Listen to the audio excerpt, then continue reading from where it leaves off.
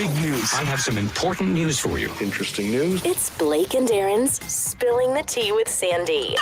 K-Man's top news headlines of the day from CMR. Friday headlines from Sandy. Good morning. Morning. Hey, good morning, Blake and Aaron. How are you guys doing? Good. What do you got for us? Okay, so remember the story of, I think we mentioned yesterday, the missing boater? Yes. Mhm. Yes, well, he's still missing. Yeah. The story appears to be making some unusual turns, my apologies. And so we're waiting on some official updates on, what's really going on here. But the most bizarre thing really about this situation is that quite ironically, a number of Cubans who it is believed have left the Cayman Islands have shown up at a time, like the timing is perfect with his trip, if that makes any sense. And so they showed up in Banaca, Honduras. So despite the fact that he's still missing, we now have at least, I think, 6 or 7 Cubans that have showed up in Honduras who recently were last seen in the Cayman Islands. Oh, Were they what kind of boat? What kind of boat were they on? Mm-hmm. so we're here soon. Hopefully, yes, hopefully those are some of the details that need to be carefully fleshed out. Okay. Is that's confirmed though? That they're in Cuba, that they're in Honduras? It could be the Cubans from here. Yes. Okay. Yes. For sure. We have photos of them. So we think that they might have used his boat. Well, and they might have used him. And then he was no longer part of the trip. Right. At some point. At some point. Oh. Yes. Oh, that. Oh. Okay. Yes. It's a mystery. It's a Nancy Drew mystery. All right. The Minister of Health and Wellness has said that Mariners Cove location is to be home to a new wellness park. Now, you know that location has sat there for like 20 years after Hurricane Ivan destroyed what was previously there. And the government has recently acquired the property for the purpose of what they say will be a new wellness community park. So we're still waiting on the details of what the park will include. However, she did mention this at the recent Alex Panton Foundation symposium, 6th annual Youth Mental Health Symposium event that was held last weekend. So we'll see exactly what that fleshes out. And a bit of, Caribbean entertainment news. Comedian Maja Hype, a lot of people know him, was recently arrested in the United States of America for kidnapping, false imprisonment, and battery. Wow. His real name is Joseph Nigel. Nothing Theron. funny about that. Sorry? Nothing funny about that. No, not at all. Not at all. And I do have an ironic twist to this, which I think you guys will find interesting. There's a photo of him and none other than DJ Renato on social media, the two of them together. Wow. Shall we leave you there? All right. Check out Sandy right now on Bobo 89.1 FM. Have a good weekend. See you Monday. Have a great weekend. Thanks, guys. Bye. All right. I don't make up the news. Bigger, better, bolder. The cold, hard truth is taking talk to the next level. Right here on Bobo 89.1 FM, Cayman's Community Radio. We are still spilling the tea and committed to being part of the change that Cayman so desperately needs. Join Sandy Hill weekdays from 7:30 a.m. for Premier Access, Cayman Voices, Truthful Thursdays, and much more. Cayman's #1 talk show is now bigger, better, bolder, and more than talk. Getting results with hot topics, consumer reports, court exposés, and more. I've come to set the record straight. I've come to shine the light on you. Let me introduce myself. I am the cold, hard truth. Now, from the CMR studio in Grand Cayman, Live, direct. it's the cold, hard truth. Now, join the conversation on 345-936-2626. That number again is 345-936-2626.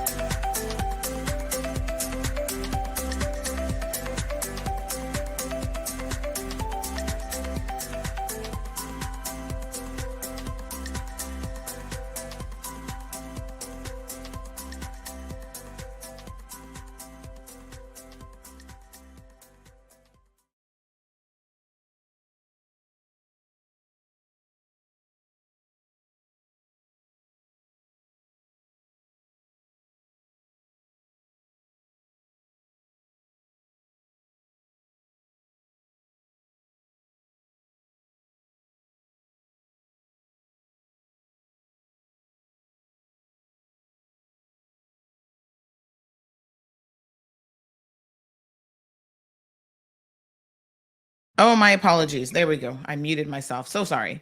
So happy Friday. I was just saying happy Friday to everyone. Thank you guys so much for joining us today. It's been a very, very interesting week. So we are waiting on a special guest to come on. He's going to be here about 7:45 or so. And then we're going to tell him a little bit about what is happening. We're going to find out a little bit about what he's been up to and some positivity. And then we've got some really interesting updates and news that we have to get into. So just as an FYI, the regular YouTube channel seems to be back in operation. Remember, we had gotten put in YouTube jail ever so slightly. So we are back, and yes. So we'll stream on both today for the purposes of ensuring that everyone is catching the show. Because, child, it's difficult to keep up between one and the other, here, there, and everywhere. So I hope you guys are having a fantastic week. All right. So today's show, scammers and scandals. My goodness. I feel like we could do that show every single day, really, but we have to balance it with other, sensible discussions, because Lord knows there's so much for such a small island, I must say, that I'm always intrigued by the amount of scandal that we seem to have on this island. Yes. My goodness. Imagine as the population grows and we get bigger, what it's going to be like. So we've got some video footage this morning that we're going to be sharing with you all that you will find most interesting, no doubt. And we'll have a discussion around some of that.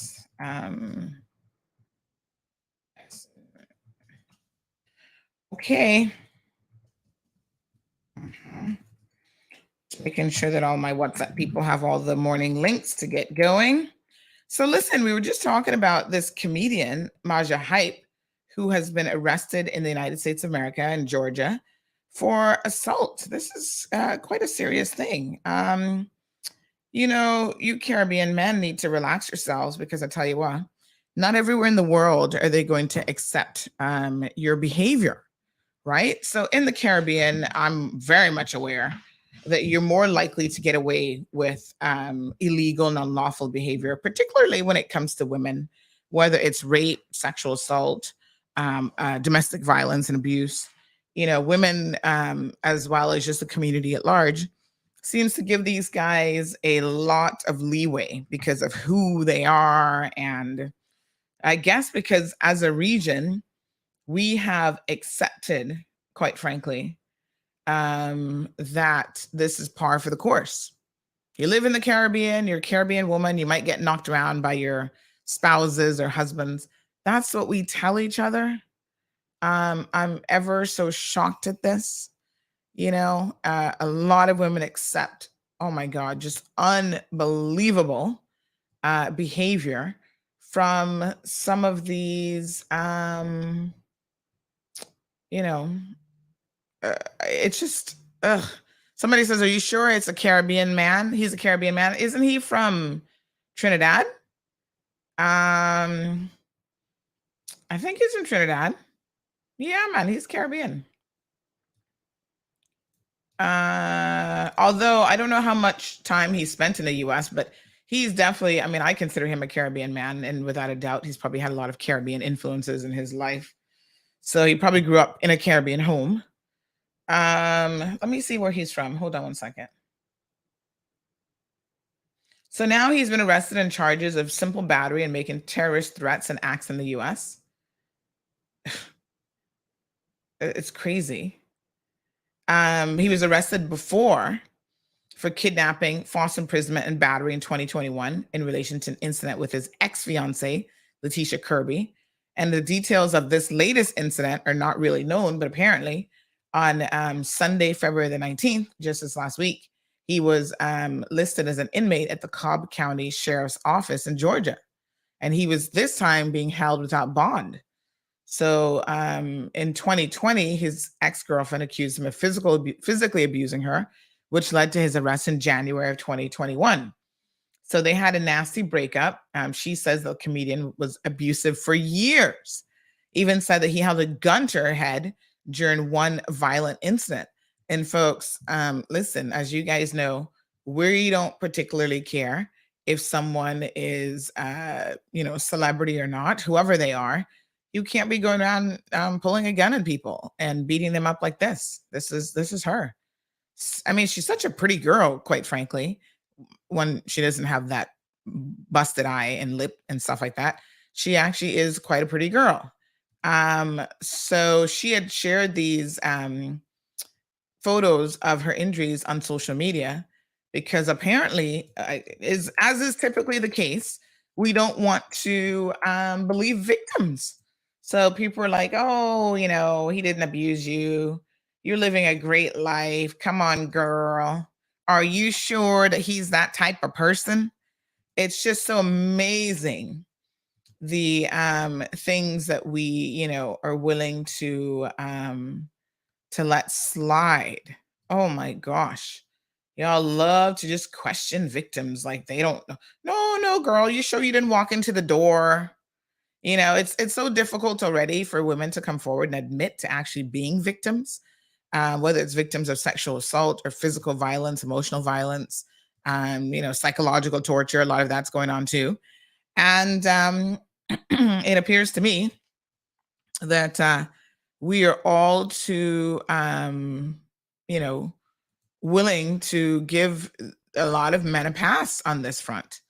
Well, gosh, what did she do to deserve this? She must have done something, Sandy. Come on now. He's a comedian. He's a funny guy. He's not going to just beat up this pretty girl. I mean, look at them, all lovey-dovey. He looks like he probably treats her well. This is what people say to justify this kind of really, really egregious behavior. Well, it's sad because I think he's got a son as well. But there's really no excuse for this. He has a promising career. I don't know if I should now be using past tense, as in he had. Yes. I mean, I'm just like, flabbergasted, quite frankly. But anyway, yes, Letitia Kirby Farrell is her name. And she publicly came out and accused him, Colin Nigel McPherson, also known as Maja Hype, as her abuser months after admitting that she was the victim of domestic abuse. She went on Instagram and admitted that she was a victim of intimate partner violence. Initially, she never named her abuser. And she said, tonight is about healing. Tonight is about taking my power back and no longer protecting the person who has been abusing me. So she did a whole confessional. And then a day later, she posted another video where she actually named him. It says here in this one article that that's her ex-husband as her abuser. Wow. Unbelievable. So yeah, a lot of these funny guys are not so funny behind closed doors.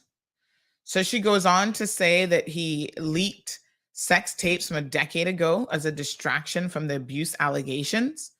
And she said, I'm not going to be quiet. You're not going to shame me because, this is what abusers do. They tend to deflect a lot. And she then said, send the sex tapes wherever you want. You have to get up and look in the mirror. She did an interview with entertainment blogger Tasha K. Now, if you guys are in the entertainment world, you might have heard of Tasha K. Tasha K, quite interestingly enough, has a huge YouTube following. And she was kind of disgraced recently when she lost a really major case for slander and other things, defamation, against Cardi B. So Cardi B sued Tasha K, and unfortunately for Tasha K, she lost. So that was quite a big case. But Tasha K still has an enormous following. A lot of people go to her to air their dirty laundry, so to speak, air their stories. And so during that interview, Pharrell told Tasha that Maja physically abused her throughout their marriage. Also described how his can't use that word on air, but how he would claim to be suicidal and urge her to harm him after hitting her. What? These guys are crazy. But yeah, so he would be urging her to get physical with him, probably trying to set her up so he could then use that as an excuse. What a hot mess. She said the first beating occurred when what was supposed to be a threesome, y'all better be careful with these men, between Pharrell, Maja, and another woman who she identified as Jasmine. After a minor conflict, Maja assaulted Jasmine. When Pharrell tried to intervene, she caught 2 shots to the gut. This dude is crazy. The violence continued until Pharrell made it out of the house, and when she returned, the comedian claimed that he was suicidal. So these guys play a lot of psychological games, honey child. That's gaslighting you. For the next 3 hours, she said she spent taking multiple guns out of his hand, me and the girl. He didn't want him to call the police, you see. And he was just like gun after gun. He was going to kill himself. Why does this dude have so many guns? Ooh, Lord. She said that he even abused her in front of their kids. My gosh. At one point, this is so sad. Pharrell's son overheard one of their fights, and when he showed up to their bedroom door with a stick in hand, the comedian claimed his mom was the aggressor. I wonder how old this poor little boy is, showing up with a stick in his hand. Poor kid. My God. I mean, dude, why are you in chaos and raising dysfunctional children and beating up your wife? Like, really? So he later offered her a pallet in his closet because he said he wanted her to sleep while he stood watch. That's the son? Ugh, this whole thing just sounds crazy. She says that just seeing him want to protect me like that, I felt terrible. 3 months before they broke up, one of Maja's teenage sons reportedly issued an ominous warning. Wow. Said he posted apparently, "Wait, Kirby, everything's nice now, but he's going to start beating you just like he beat my mom." What the heck? His own teenage son warning another woman that he's going to start beating you next? Oh my gosh. Pharrell finally later, after she caught a glimpse of her bruised face in the mirror, said that she left. I remember I got up and I looked in the mirror. My whole jaw's swollen, my face, my eyes. I think to myself, it looks like you're at a funeral. And of course, the picture has now made the rounds on social media by different people. They call him Kirby, I think. So she says, I still have love for Kirby today. This is the son. He said in a video posted on his Instagram page, I have no reason for that. I'm not a woman beater, and I never thought about being a woman beater. This is Maja Hype. Hold on. Yes. After his original video, he denied any wrongdoing and tried to play the victim. He was allegedly recovering from a heart attack at the time. These guys are so unbelievable. Oh my gosh. Did I ever tell you guys, just as an aside, did I ever tell you that, I mean, you might find this interesting, but he was, I guess, some sort of an acquaintance of Renato. And quite interestingly enough, him and Renato, flexing on social media as people do with celebrities, got a picture together. And when I was reading this about him having had a heart attack, this reminded me that Renato in the past has had a heart attack as well. But it doesn't seem like for these guys, any of those things are earth-shattering or forces them to change who they are. You know what I'm saying? Like, you would think, oh my God, I had a heart attack. I almost died. Let me get my life together. If there's one thing I'm going to do after a heart attack, it's definitely going to be, let me get my life together. Let me do better, live a better life. Because gosh, I was on the brinks of this, and look, the good Lord has pulled me through. You would think that would be the kind of like thinking that they have, especially since they grew up around these so-called Christian women who drag them to church every week, every Sunday, Monday, Tuesday, Wednesday. You would kind of assume that that was the mentality, but apparently it's not. As soon as the heart attack is over and the present danger is gone, then it's all back to over drinking, partying, raping women, abusing women. It's back on again. So yeah. Mm-mm-mm. So I don't know what to say about these guys, except it's really, really incredibly sad. And they use their position, which is quite sad, as a way to continue to do what they do with little, accountability. So it's all about this lifestyle that they're into. It's all about the hype and pretending to be something that you think is somehow attractive, to the outside world, but in fact, your innards inside is not attractive at all. You're a horrible person, actually, who do some really horrible things to women in particular.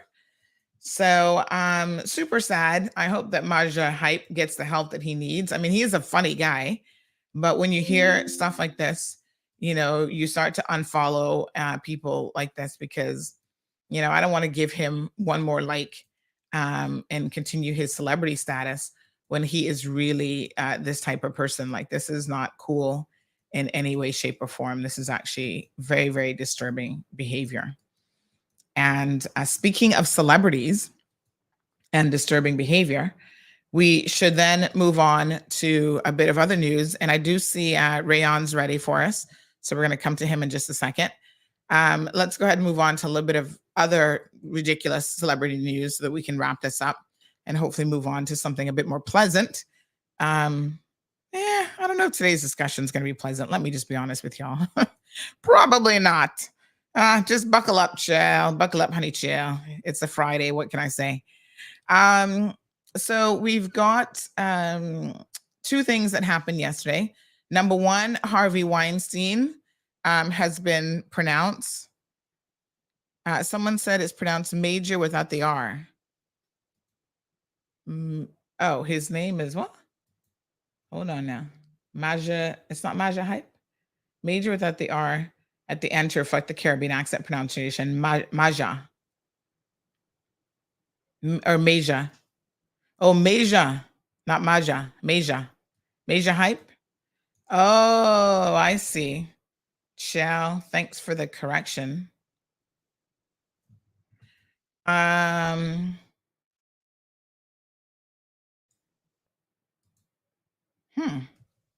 Okay. Interesting. Maja Hype. Yes, because we know some people Jamaicans in particular like to leave off the H on a lot of things and other letters. They just drop letters completely. Where are my Jamaican people this morning? Can y'all explain to me why my husband, when he's having a conversation with his brothers, because a lot of times people don't even know that Marlon is a Jamaican. Funny enough, when he speaks, they're like, "Where are you from?" And he'd be looking at him like, "Really?" They're like, I can't quite place that accent. And what they do is they look at him and they're like, "Oh, you must be Trini, you must be Guyanese," because he's Indian. So he's like, no. They go around the entire globe before they reach back to Jamaica. They're like, "Oh, India, Pakistan, Bangladesh," all kind of foolishness. And then he's like, "No, I'm Jamaican." They're like, "What? Indian?" Then they go straight to Indian. And it's like, yeah.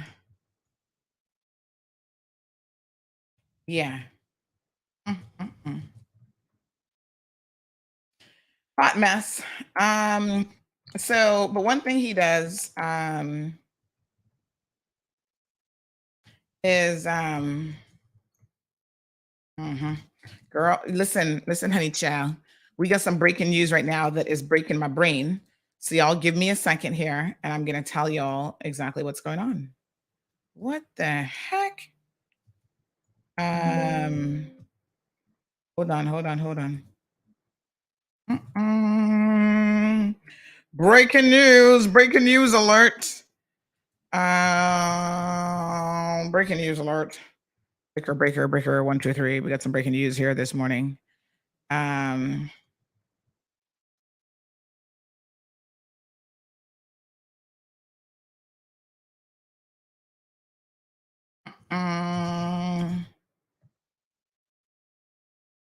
Okay. Hot mess. Wow. All right. Let me finish my thought before I get to this breaking news. Y'all, please sit down. Double fist on the coffee this morning because I feel like this is going to be a hell of a show. It just got so much more interesting. Y'all, hold on. Ooh, let me have some tea. Miss Stacy, we got any wine or Hennessy or anything in this house, honey child? Because I think I might need some. Lord Jesus. Actually, what I probably need is my Bible. Where's my Bible? I need to find the Bible this morning.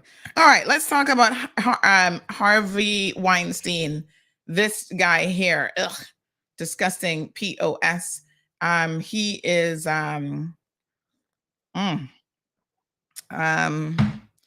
he is now convicted multiple times. He is now convicted multiple times, and good on the American judiciary. Honey child, he is done for. Praise the Lord. He will not see the earth again as a free man unless, let me caution y'all, unless the likes of Donald Trump gets back in. Because let me tell y'all something. Donald Trump is pardoning people left, right, and center who should not have been pardoned. And that's the one thing he did effectively during his tenure was pardon people. You know what I'm saying? So I sit here and confidently say that the judiciary has worked, and this man who's just been sentenced an additional 16 years in prison by a Los Angeles judge on Thursday for rape will remain there the rest of his natural life.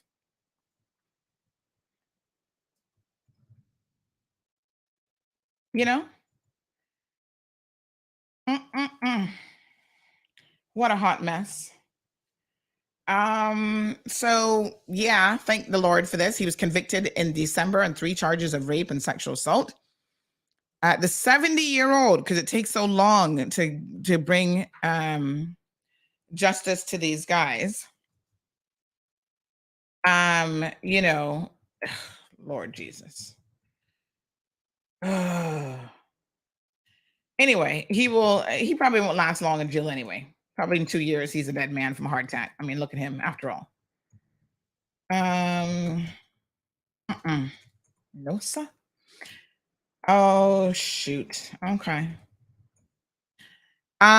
So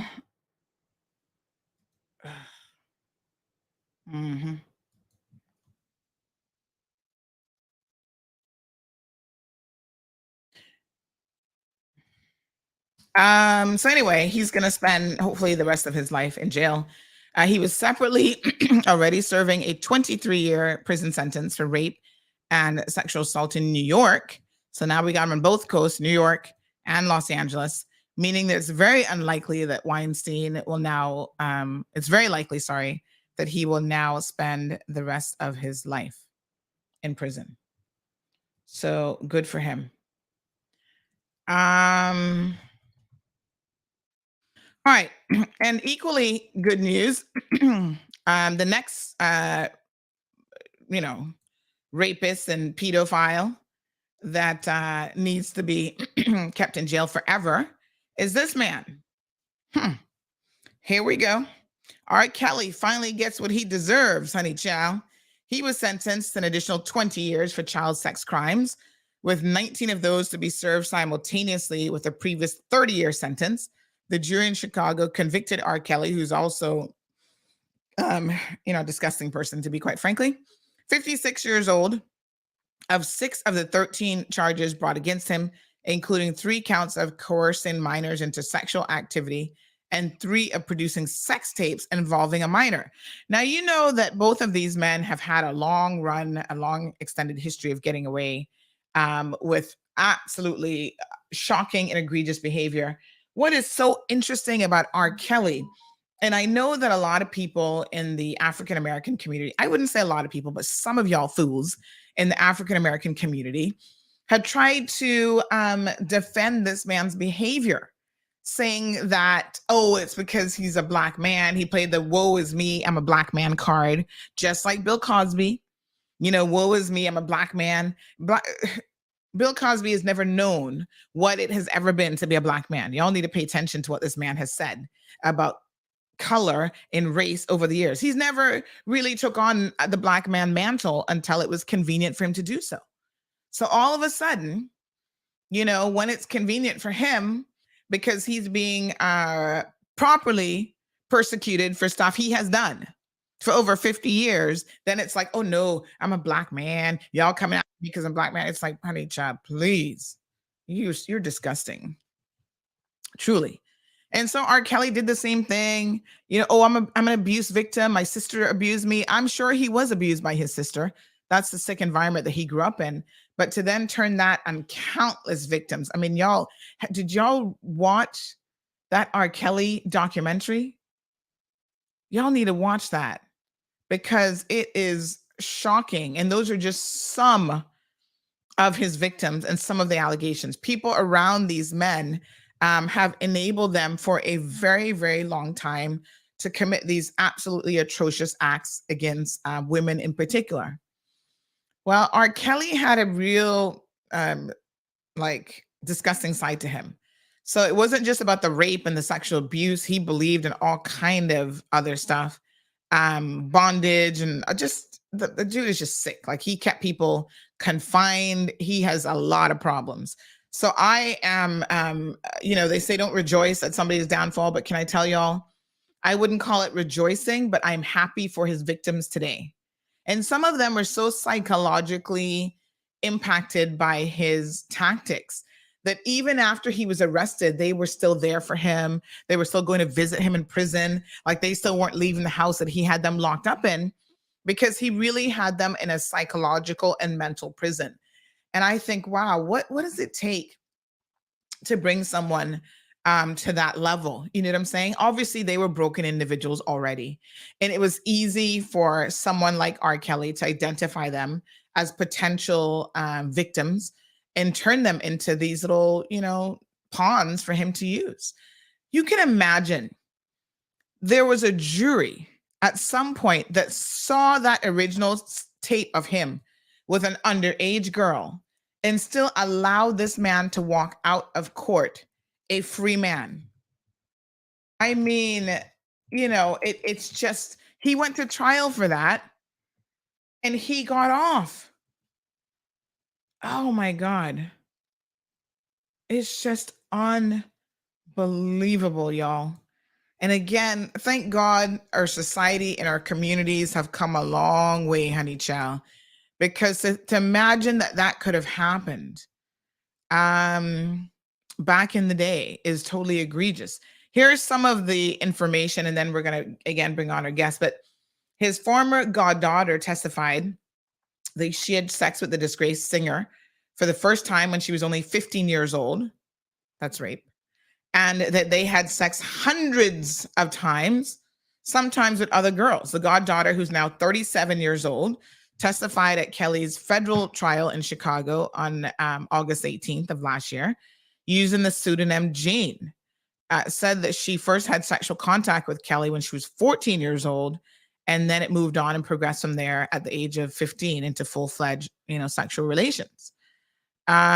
She claimed that she had group sex with Kelly with other underage girls, including 2 who were also testified at his trial, her classmate Pinky, which is a pseudonym, and a woman whose pseudonym is Brittany. Asked by prosecutors how frequently this was happening, she said, it's like uncountable. A lot of times, hundreds. Oh my God. This man also apparently had an insatiable appetite. Like, it's just disgusting.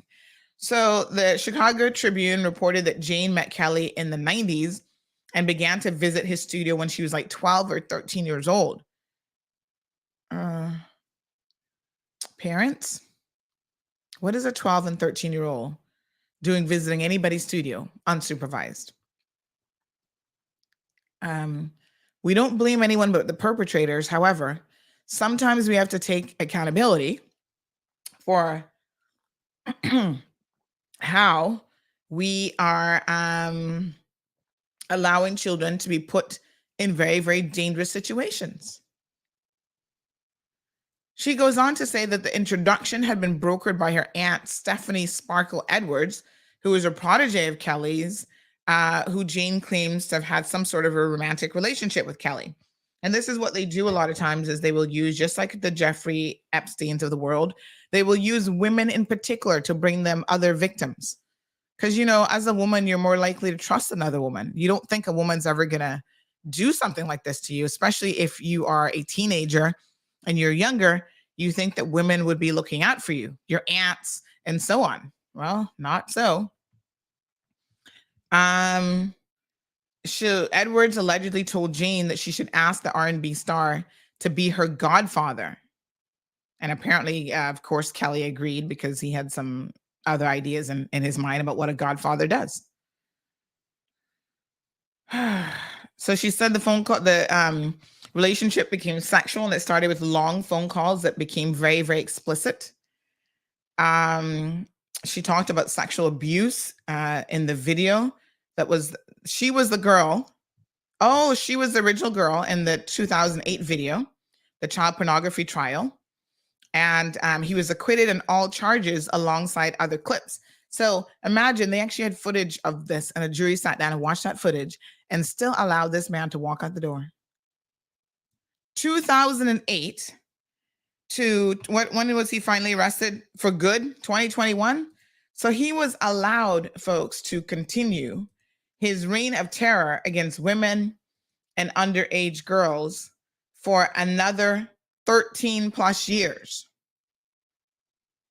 Because people, adults, were not prepared to stop him and to do what was necessary. This is the community that sometimes we live in. They just get it wrong. So this is a horrible story. Somebody sent me a clip yesterday. I've not been able to listen to it. It's an Apple News, and it's a podcast about how they finally got him, you know, how he finally was brought down at the hands of the judicial system. And all I can say is thank God for that. So now he's looking at a substantial time behind bars. And you know what? When y'all moan and complain, thank God y'all wasn't complaining about these sentences. But, you know, when y'all moan and complain that the Cayman system is this, that, next thing, I must remind you that when he was initially convicted of the 30-year sentence, that was for 6. Is it this one, 30 or 20? Right. So that's like 13 charges that were brought against him. And he was, of course, found guilty of 6 of the 13. Right. So 20 years for 6 of 13. If you do the math, our guy got 2 counts, 16 and a half years. In a way, Cayman is still very much, you know, at least with the rape sentence where it needs to be. And of course, it should be a life sentence as far as I'm concerned, to make myself painstakingly clear. Rayon, we're coming to you, honey child. Let's just read a few comments this morning and then we'll change the discussion. It is Friday and we've got some breaking news here that we're going to be sharing with you in just a second. Let me see here now. Miss Vernita's in the house. Happy Friday to Diamond Princess. Marshall's here. Stephen joining us from the UK. Marva says good morning from Jamaica. Thank you, Marva. We've got both YouTube channels live this morning, but the primary one is back up, so we'll switch to that completely on Monday. Cece says, oh yes, and Vibes Cartel got denied by the highest court of his appeal. Vibes is in jail for what again? Remind me. Child, I can't keep up with these so-called celebrities, child. They got some serious issues. Is he in jail for murder? He's the one who's involved in a murder, right? So I'm so sad that, you know, these people get an opportunity to come out of the hood in the ghetto and the garrison, and they still managed to waste it all. Here's this headline this morning: the rise and fall of dancehall artiste Vibes Cartel. So sad. Born Adidja Palmer, Jamaican dancehall artist known for his provocative lyrics and bold style. Among his various nicknames, he's referred to as Addy the Teacher and World Boss. Well, he's going to be in jail for a long time. What a hot mess. We can talk about him later, honey child. All right, morning to Miss Marva. Olivia's here. Good morning to the beautiful Miss Iva. Ervelin's in the house. Wee. Andy, how you doing? He said, I'm here watching. K-Man Jamaica. Sonia, Miss Sonia says, yes, YouTube is back. Miss Sonia, the other YouTube channel was working. Make sure you like them both so that if we have an issue with one, you get your backup plan. Felicia is in the house, says, good morning, Sandy. Lulu is here. Yes, Lulu, we got lots to talk about today, y'all. Hold on to your hats, honey child. Marshall says, yeah, that I loved. Obi, look, is just a front. Behind closed doors is a different story. That's how it is. He is from Trinidad. Oh, speaking about Maja. Am I saying it right now? Maja. Hype. Whatever the heck his name is. Y'all know who I'm talking about. Stacy says, was she the police girl? Which one, with the Maja hype? I don't know. Potty mouth Tasha K, says Lulu. Honey child. Tasha K be over there sipping her wine. Marshall says, I would let him go ahead and do it and take himself out of it. Child, please. These men have no intentions. That's part of gaslighting you and making you think that they're sorry after they beat you up. They're like, oh, I'm so suicidal. Help me. I'm the victim here, not you. I just give you a bunk eye and just beat you up viciously, right? Where you going around looking jack like this, but I'm the one who's the victim. I'm the one who is suicidal right now. He had girl, Marshall, please. That man not gonna kill nobody but somebody else. He's gonna kill somebody else's child. And then probably after he does that, he will then, maybe to be a murder-suicide, because then they get stupid. Lulu, I have that video coming up, child. Today's episode should be rated 16 plus, more like 18 plus, I think.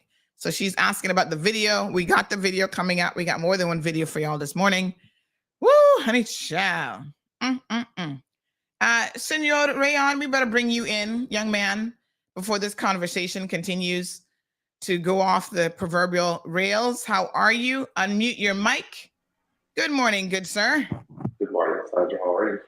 Not too bad. So, Mr. Porter, man, you have been, it's hard for me to keep up with you. I have got to admit, you are a busy young man. Super proud of you, doing a lot of positive things in your life. So first of all, congratulations. So tell us a little bit about who you are. Some of the people that came out might be like, who's this young man? I'm trying to find a picture of you because I see your video isn't up. Let me see if I can find a picture to show people. So he has been shortlisted for the Green Heart Heroes Future Leaders Award. Let me just grab a little picture of him here with his Cayman flag. This young man has been doing a lot of positive things. We've seen him in the youth parliament before on numerous occasions. Are you in flight school? Yes, ma'am. He's in flight school. He wants to be a pilot. So come to raise, make some space now. Let me just grab a photo of him here and show y'all. But yes, this young man has a lot of positive things going on. And this is the latest of the positivity that, he's got going on. Look at him, looking sharp, young man. So listen, Caymanian youth environmental activist Rayon Porter has been shortlisted for Climate Coalition Green Heart Hero Award. This is an international accolade aimed at celebrating future youth leaders. He's one of 4 nominees up for the Green Heroes Futures Award. And yes, I mean, this is such an amazing recognition. So tell us a little bit about how you got nominated for this and then how you found out that you had made the shortlist.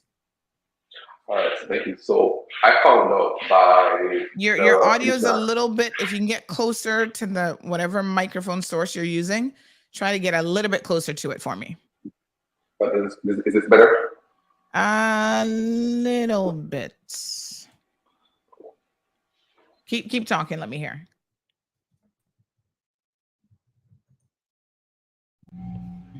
How about this? Yeah, I think that's better. Let's hear it. All right. So I found out by the International National Trust and then the Cayman Islands National Trust, Ms. Kathy Childs. So I got into climate change by working with the Premier earlier in my career after Youth Parliament. I got reached out by the Premier asking to do our Protect Our Cayman for the youth of the Cayman Islands. And I obviously agreed because I love the youth of the Cayman Islands and I'm always in Parliament. The Cayman Islands Youth Ambassador, past CARICOM Ambassador, I work with United Nations. I'm part of the 6 Small Island Development States. So just there, I was selected to go to COP27 by the Cayman Islands National Trust with me, Aaliyah, and Bella. So with that, we went to Egypt just this past November. From there, I was able to meet multiple celebrities, royalty, politicians, a whole works of people. I met Miss Mia Motley from Barbados, and I just got really involved in the process. So they asked me what one of my passions were, and I was just like, I love to educate the youth, no matter what aspect of youth. This is why I was a youth parliament for 5 years, educating the youth here, educating the youth for everything that I could do. So when it came out to climate change, it was no brainer for me because I love to educate and protect our Cayman, protect our Cayman Islands. So with that, I was able to actually work with the International National Trust and the British Council to actually provide guidance and help the youth of the Cayman Islands. I always go on their talk shows, I always go on their interviews, I always go on their webinars to really see how the youth are the most important aspect against the fight against climate change. With that, they were able to nominate me for the Young Leader Award, and I found out by a phone call, they were like, hey, you're nominated, but don't get too jumpy yet because you have a whole bunch of people to compete against. And then I found out 2 weeks ago that I was actually shortlisted. So that's been wow. So do you know how many people were nominated in total?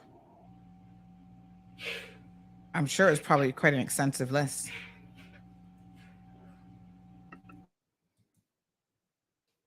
Oh, sorry. Can you hear me? Uh-oh. Yes. Now, I was wondering if you knew how many people were actually shortlisted. Okay. I'm not sure if he can hear me there, but all right. So he's shortlisted one of 4 individuals. So tell us a little bit about your journey. Where do you go now to actually, I guess, see who gets the final accolade? I mean, it could very well be you. It's considered a very prestigious award, by the way, folks. So tell us a little bit about your travel and where you'll be going. So yes, so I'll be going to the UK in Westminster, in the UK Parliament. So I'll actually be the second ever Caymanian to be able to actually have an opportunity to go inside the UK Parliament, actually be able to speak inside the UK Parliament. So I leave this afternoon to London just to avoid the jet lag, and the ceremony is Monday, the 27th. So leaving this afternoon off to the UK, and then the actual ceremony is on Monday. Yes, ma'am. Awesome. Well, congratulations, young man.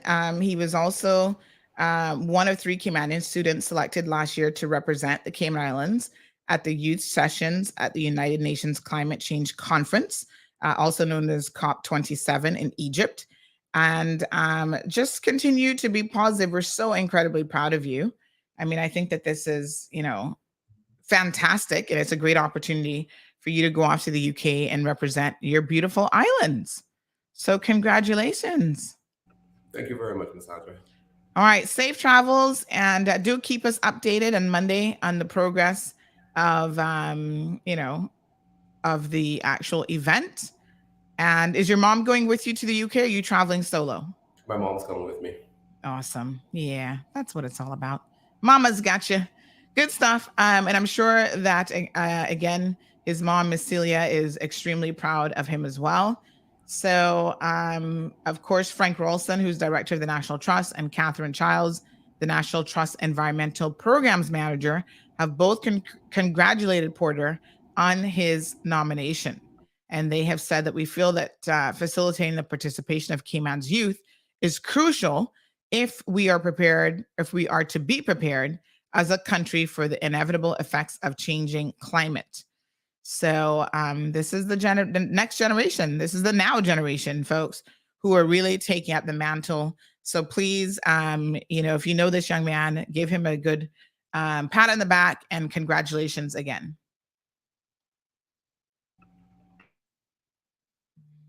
All right, my dear, safe travels. Thank you, Miss. Have a good day. All right, folks. So again, this is wonderful. Congrats. Beautiful. All right, so get back in the saddle. Good morning to Jonathan. Good morning, Alejandro. Alejandro says to please keep up the good work. Diamond Princess, thank you for clarifying that about the other guy here. What's his name? Vibes Cartel. Y'all, please. I'm telling y'all, celebrityism will not protect you like perhaps it used to back in the day. Celebrities are falling left, right, and center. So Jonathan says there's a whole list of them. Elvis Presley, Jerry Lee Lewis, Barry Manilow. Well, listen, a lot of those guys, because, back in those days, their celebrityism did protect them. They didn't actually get convicted. But you mess around now, you're going to get convicted and you're going to go to jail, regardless of who you are. So there will be no protection because you got a name like Vibes Cartel. Sorry to say. He had one of the most high-profile trials in Jamaican history. That was the one where they were like playing the voice notes and all that stuff. Yeah, honey child. They had a lot of evidence against him, text messages, audio recordings, and the most. So he lost his appeal in the highest court. Well, all I can tell you is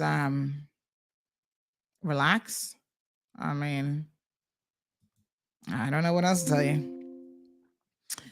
Seems like he's still getting some privileges in Jamaican prisons, though. I don't know what that's all about, but United Kingdom-based Privy Council has turned him down. Hot mess. They said, nope, you're going to stay right where you are. Hey, listen to me. This dude still gets access to bleaching cream in prison. So, prison life can't be that bad. Not in Jamaica. Oh, man, come on now. That's ridiculous. What a hot mess. All right. Let's move on. Alejandro, morning to you. Everton, speaking about R. Kelly, I'm sure, says he was a freak. Yeah, he took freakiness another level. Sometimes you can be a freak, but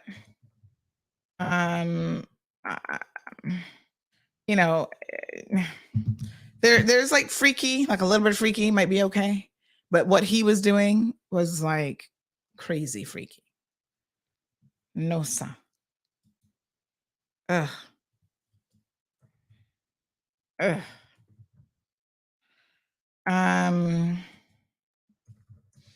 Anyway, all right. So a couple notices. CUC has issued an advisory, folks. There is a bit of misinformation that is in circulation. It is not, let me clarify, not from CUC. I actually alerted them to this. I saw a little old lady on Facebook. I hope she'll forgive me for calling her a little old lady, but an elder. No, let me correct that. Y'all know I'm not always politically correct. My apologies. An older lady posted about how she got this message. And she's like, but I pay my bill automatically. Let me show y'all the message. Y'all know what it looks like now. She's like, I automatically pay my bill and I got this message. What's CUC doing? Well, this ain't got nothing to do with CUC. This is not CUC. This is some scammer who wants you see right there where it says click here. This scammer wants you to click here and fill out the information so they can probably steal. I don't know what they're asking for once you click here, but they're probably asking for bank account information, credit card information, something that is going to separate you from your hard-earned money, honey child. So do not do it. Don't click. If you see this email, it's called a phishing email, and please don't click on it. CUC has issued the following advisory saying that it's been brought to their attention that there is a message circulating which purports to be sent by CUC to their customers about please settle your account balance. They're clarifying that it's a phishing email. It was not sent by CUC. Do not respond to the email or open the link provided, and the email should be deleted upon receipt. All right. Please be vigilant, they say, as we have seen an increase in these types of attempts. And of course, the authorities, even locally, police and stuff, also just issued a warning this week about another set of, I think we posted this up on CMR a couple days ago, another set of these types of fraudulent emails where they are, these scammers are seeking to separate you from your money. Yes.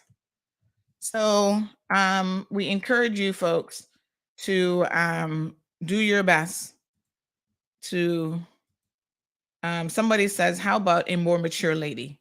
That's the term that I could use. All right. Yes, a more mature lady posted it. And she was really confused. She's like, I paid my bill. I used my credit card. Honey child, do not be fooled by these scammers. They're just out to get your credit card information. Next thing you know, you got one hell of a bill that is, going to be showing up on your credit card. And then you got to be fighting your bank to try to get your money back. There was a guy recently, today's show is called Scammers and Scandal. There was a local guy here who all of a sudden, all these people, and I don't know how he was getting their credit card information. It's a local store, and I'm going to get some more information on this because I want to know what the police is doing about this particular case. But he was charging people's cards thousands of dollars for merchandise that he claims that he was then, delivering to them. And the people are like, I don't know who you are. I've never purchased from you before. I don't know anything about this. So, what the heck? I mean, thousands of dollars in merchandise. Now, here's a really crazy part about it. He was claiming that he was going and delivering merchandise in person, right? So he has like an online store, according to him, shoes and other merchandise, because then he would send the victims pictures of what was supposedly delivered and ordered with their credit card. And he was going and making these deliveries in person. And I said to myself, here, this dude it's not a third party scamming you, it's him. And I'll tell you why I think that that's the case. How is it that a third party is going to place an order with your credit card and your credentials, and then a company goes and delivers it and never says, can I see your ID? If you place an online order, and I don't know you from the man in the moon, right? But the online order has to physically be delivered in this jurisdiction. Good business sense, common sense, quite frankly, good business acumen would dictate that you would ask for an ID. Would it not?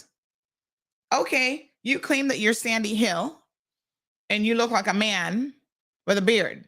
Can I please see your ID? No. This man was just according to him, just handing over merchandise to people and charging your credit card. And this was happening to more than one person? I found this story hard to believe.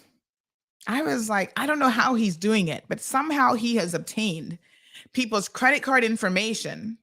And the crazy thing about it is it was actually more than one. It wasn't like, just CNB cards or just Butterfield cards. It was all over the place. One person was with FCIB, thousands of dollars. One person was with Butterfield. I don't think that anybody came forward who was with CNB because, CNB got this in. Their fraud department is so tight. They will lock your card down and not allow you to make a purchase if they're not sure. Listen, they really pay attention. I think they have software that helps them as well. They pay attention to your spending habits and they know, you've never used this merchant before. We're not gonna allow this transaction to go through until we hear from you. And I tell them, honey child, I say, listen, when I'm traveling, don't y'all be locking my card now because I'm going to be doing some shopping. I notify them. And this is a good idea. Let them know where you're going to be. I'm going to be in Miami or I'm going to New York for this trip so they can put a little note on your file. So when somebody in Times Square starts using your credit card, they're not like, hold on a second. We don't know nothing about Sandy traveling, and they block the whole thing, and then I can't buy my M&Ms at the M&M store or whatever, you know? So you've got to be able to protect yourself. But apparently this guy, I'm trying to remember the young lady's name. Hold on a second.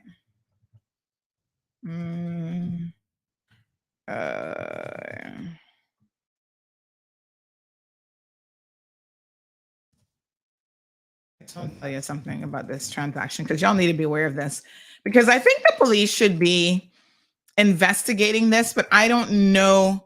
I don't know what to say about the police. Oh, there's not enough evidence. Oh, it's a civil matter that he's stealing off your credit card.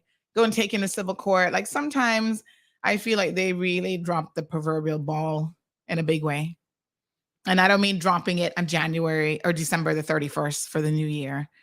And so I am oftentimes not impressed with some of the things that they do. Let me see if I can find. I'll see if I can find that. Let's circle back to that. All right, here's the big breaking news. By the way, a big shout out to Popeyes this morning, sponsoring today's show. Proudly brought to you by Popeyes. They're the experts with anything chicken related. But they have more than just chicken on the menu. You can have sandwiches and other things. And check out this blue lemon cream cheese pie in case today's your cheat day or you got a cheat day coming up over the weekend. Go give them a little check. Hello, big news as it relates to Popeyes. I'm sure you guys saw our post that went up because so many of you liked it the other day, where it was Popeyes is coming to the Eastern Districts. Ooh, honey child. So they are breaking ground in the Red Bay area. And I know a lot of you are actually looking forward to that. Listen, I'm not telling you that you have to go out and eat Popeyes or eat any of this food, because y'all know I'm all about trying to improve upon our eating habits. But every once in a while, I'm sure you're going to be cheating no matter what I tell you to do. And you know what? They say that actually cheating on your diet shouldn't really be seen as cheating. It's all about balance, right? So yes, we still are going to love a little Popeyes every once in a while, a little pie or whatever. So, you can't do it every day, but, you pick and choose. There's something called the 80-20 rule. And the 80-20 rule says that essentially 80% of the time you stay on point with what you need to be doing, right? So you eat healthy, you have sufficient protein in your diet. You're going to eat all the good greens that they say that are good for you, and, eat your vegetables, the whole 9 yards. And then you've got that 20% that you can use to have something that is, a little bit off program, but that helps you maintain, quite frankly, the 80%. Because if you try to be strict 100% time, y'all can't do it. Take my word for it. So congratulations to Popeyes. They have broken ground, or they're about to break ground. This is Popeyes Louisiana Kitchen. Child, I remember when they were available in Florida. I was like, Popeyes? I love me some Popeyes French fries. I ain't gonna lie. For me, it's all about the fries. I could just eat their fries, and they got to be fresh and hot, and yeah, I just can eat them all by themselves. So yeah, they're coming to Red Bay. I think listen, those of us who live in the Eastern Districts, we always get just joke on everything, right? We finally got a grocery store, thank God to Foster's. When we got Hurley's Red Bay, we were happy about that. We have a couple restaurants finally out here. It's like, oh my God, options, so we don't mind not having to drive all the way to town if you feel like having a cheat day. It's just nice to be able to have options. Y'all be wanting to forget us out here. Like, no, you guys don't deserve a cheat day. You don't deserve anything in the Eastern Districts. Y'all don't deserve any roads. We want y'all to sit in traffic for half your life. And I'm just like, please. Don't torture us. Just because we decided to live out of town, must it be a torturous situation for the rest of my natural life? Oh, Lord. So here, this is the breaking news this morning. Get your coffee ready. Get your glass of wine. All right. The tourism ministry has relinquished the Miss Universe pageant. Hold on. That's it. No more drama. No more drama. So, the statement dropped this morning that the Ministry of Tourism and Transport, with the support of Cabinet, has announced that it will relinquish the Miss Cayman Islands Universe franchise. Wow. Well, Derry, thank you. You've made history. Thank you very much. Tiffany, thank you for this disastrous reign. And so Miss Chloe Powery Dixie will be the last Miss Cayman Islands Universe under the, I guess, ownership of the Cayman Islands government. They have decided to relinquish it, and I don't blame them, quite frankly. Remember, we did a survey. Let me see what the survey results are. I haven't looked in a couple days. Where we, somebody said Popeyes and Red Bay is the kind of development I like to see. Oh my goodness. All right, so let's check out the CMR survey, and I'll tell you how many people were actually in favor of dropping the franchise. So we had in one poll, which was a sidebar poll, we had 72%. That didn't have a whole lot of votes. I think the other one got more votes. So let me go into the other one. Hold on. And by the way, Belize has also recently dropped it as well. Let me just see where this other one is. All right. So this poll was put up. Should government give up the Miss Universe franchise? That was February the 13th. And the vote count here is 78.97% said yes. 21% said no. So, somebody said, Mr. Richard McLean says, we already have Miss Cayman World. One Miss Cayman is enough. If the winner wants to represent Cayman at the Miss Universe pageant, and if she's very serious about it, then she should purchase franchise with her own money for that year and enter the pageant. I don't think that's quite how it works, though. They say that this has been done in the past in other countries and pageants. So no, I think you actually need to be the franchise holder that actually has and holds the pageant and the whole 9 yards. So going back to 1932, Miss Glida Cole was the first Miss Cayman Islands. 1978, it was Wendy Dakin. One Miss Personality, Amity at the Miss World pageant. 1980, Devon Watler, Miss Congeniality. 1982, Maureen Lewis. No pageant was held, but she won by public votes. Oh, really? All the way in 1982? She went on to win Miss Amity at the Miss World and Miss Universe. She placed 8th overall at the Miss World pageant. Well, you know, our most decorated, I don't see them on this list. They go to 2021, Tiffany Conley dethroned. 2004, Stacey Ann Kelly won Miss Personality at the Miss Hawaiian Tropic contest. On this list, I'm looking very, very carefully. So I see Deborah Cridlin, Effie Ebanks, Maureen. The one person that I don't see, this is someone who commented in the CMR story, by the way. They've got Melissa McTaggart, Michelle Garcia. They say Garcia represented Miss Cayman at Miss World. Following her return home, she was dethroned. First runner-up Trisha Whitaker was sent to Miss Universe instead. They've got Audrey Ebanks. Anita Bush. The one person that is missing is Miss Teresa Pitcairn. Now, Soka, don't you be messaging me, but I'm mispronouncing her name. Let me tell you the name that we know, Teresa Lewis. Okay, we can't mispronounce that. Soka's like, it's not that, it's Pitcairn or some foolishness, whatever. I think you guys know exactly who I'm talking about. Teresa was actually the most celebrated. And it's funny that I guess he forgot this. Richard, you forgot to put her on the list. How can you forget the most celebrated on the list? Like, she actually won. She placed the highest out of all of the Miss Caymans ever. But y'all don't want to admit it because Teresa was just a little black girl from Bodden Town.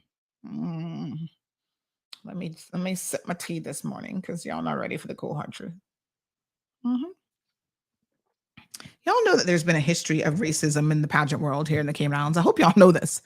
Y'all are aware of this, right? I'm not telling you anything that's earth shattering. When little girls like Stacey Ann won. Oh no, she's too black. We can't have controversy. Okay. Y'all need to understand the truth. And so even Teresa, somebody said, please hit that kaboom button. Kaboom! Even Teresa, faced her fair share of, prejudiceness in the pageant world. Yes, honey child. Somebody says, Sandra, you called Teresa Lewis. She is Maureen Lewis. Oh, wait a minute. Was that name on the list? Oh, I'm sorry. Oh, my apologies. Why is she listed as Maureen Lewis? Did she have a name change? Why was no pageant held in 1982 when she won?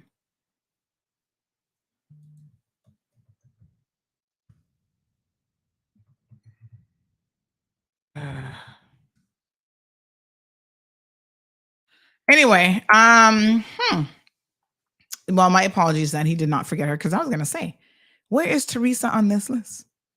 Because she actually placed the highest ever. And this was back in the day when we valued things like intelligence and the pageantry world and, having, skills beyond a pretty face with makeup because they're not pretty without the makeup.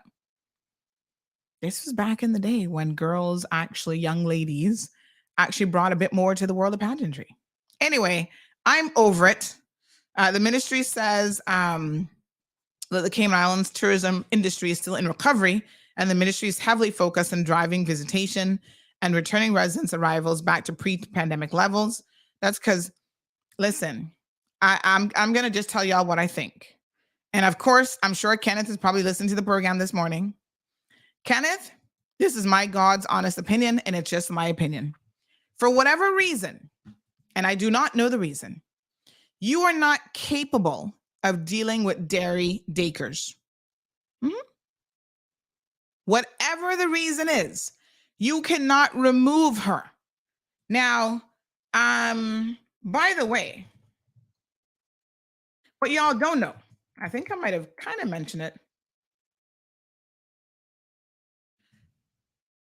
The other people have resigned. Donna Bush, gone. Donna has been on it, I don't know how many years.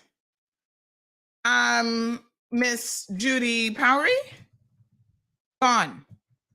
Kevin Watler, Lord Jesus. Kevin Dawkins, gone. Of course, according to the minister, he was not technically on the committee. Well, whatever his role was, gone. So there was no committee left. So there's no committee left. I don't know how the hell y'all gonna be holding on to the franchise, but anyway, they wouldn't tell y'all that in this so-called press release that, the committee members were dropping like flies. That's the truth. That's a true story. But this minister just was not capable of doing anything with Derry. I don't know what she got over him, child. Remember, she's hardcore PPM. So maybe she's the bone collector. She must have got some bones in that closet that Al didn't send her out spying on people. I don't really know what she know. And quite frankly, I do believe that she's the one who sent that email the other day, trying to throw the minister under the bus and the entire ministry. I do agree that your time and resources and energy could be best spent elsewhere. I'll agree with that 1,000%, Minister of Tourism and Transport. Like them taxi drivers who claim they've been trying to get a hold of you for months now. Give them a call. Because if you don't call them, they said they're going to come on CMR. Call them before they come on CMR. I'm trying to help you out here, Kenneth. This is me sipping my tea and giving you a little side, recommendation.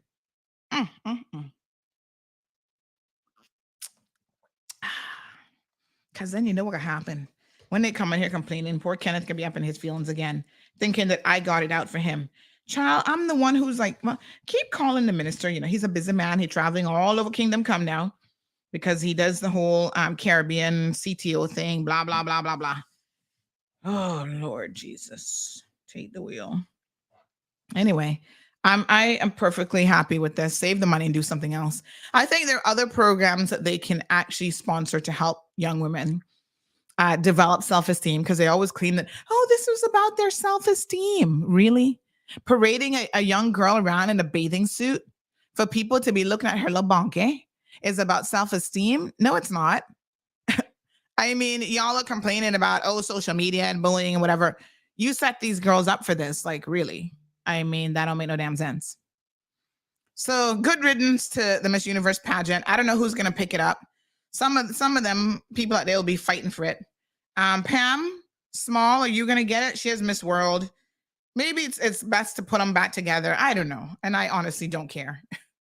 I really and truly, I do not care who gets the pageant. Good on them.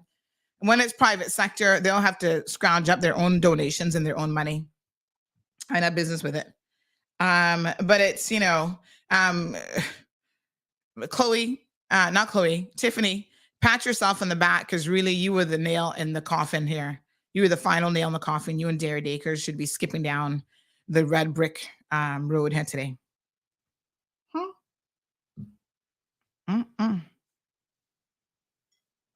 So the current reigning queen, Miss Chloe Powery Doxey, will go down in history now as the last representative under the Cayman Islands government. She will be, it says here that the Miss Universe pageant, what does it say? She will continue to act as a representative with the support of the local organizing committee. Excuse me, who's left on the committee? You mean the last standing person? I noticed how y'all left that at the press release. You know? Let me see who this committee comprises of.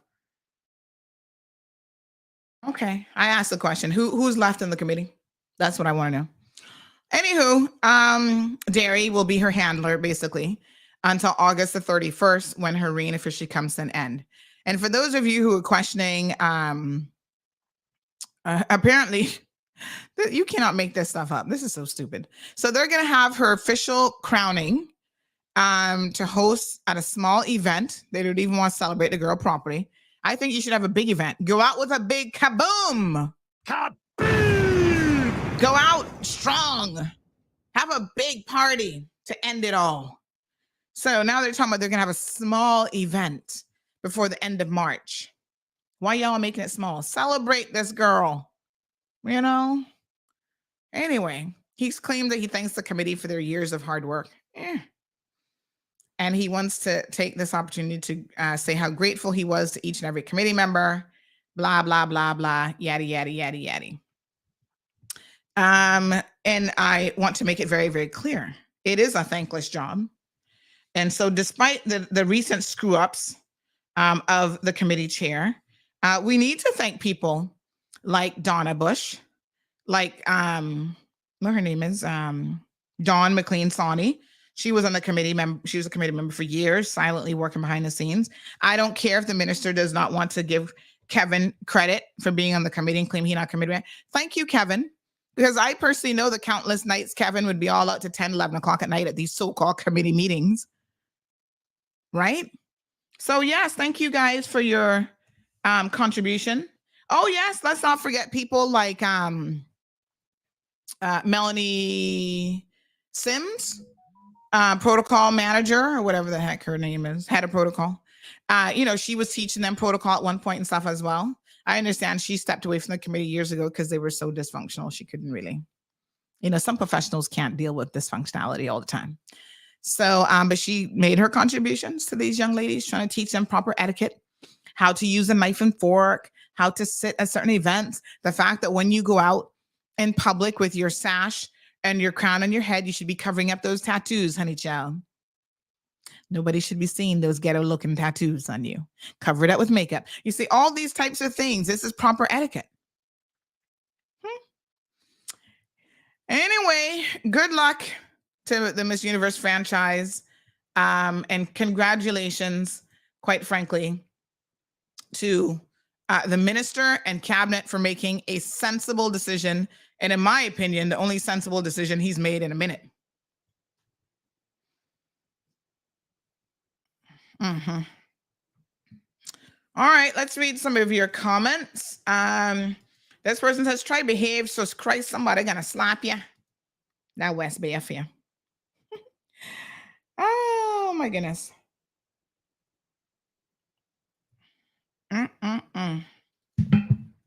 So this person was talking about last Tango in Paris director admitted Marlon Brando committed rape on camera. Oh my God. And it's been going on for decades and more in the industry. The director told Brandon to rape her on set while filming to get a good reaction for the shot. Oh my God, are you kidding me? The actress never worked again as she was traumatized for life. And Brandon and the director went on to win numerous awards, one given to the director recently for a lifetime achievement. Unbelievable, as everyone knows what happened. My God. Oh, it's disgusting. You know, we've come a long way with this rape culture, but we still have a long way to go. Believe me, you. This person says, hallelujah, hallelujah. No more free trips for inadequate people. That 21% must have been Derry's family. Teresa was the most celebrated. Kaboom! Kaboom! Throwing shade on a Friday. Love it. No, sir. Hot mess. Oh, Lord. Yes, sir. I tell you what.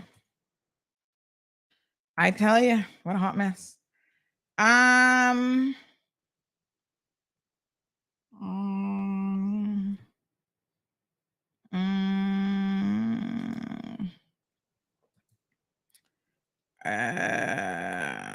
Okay.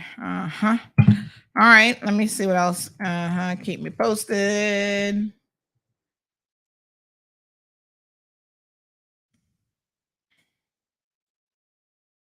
Okay. Yes. Okay.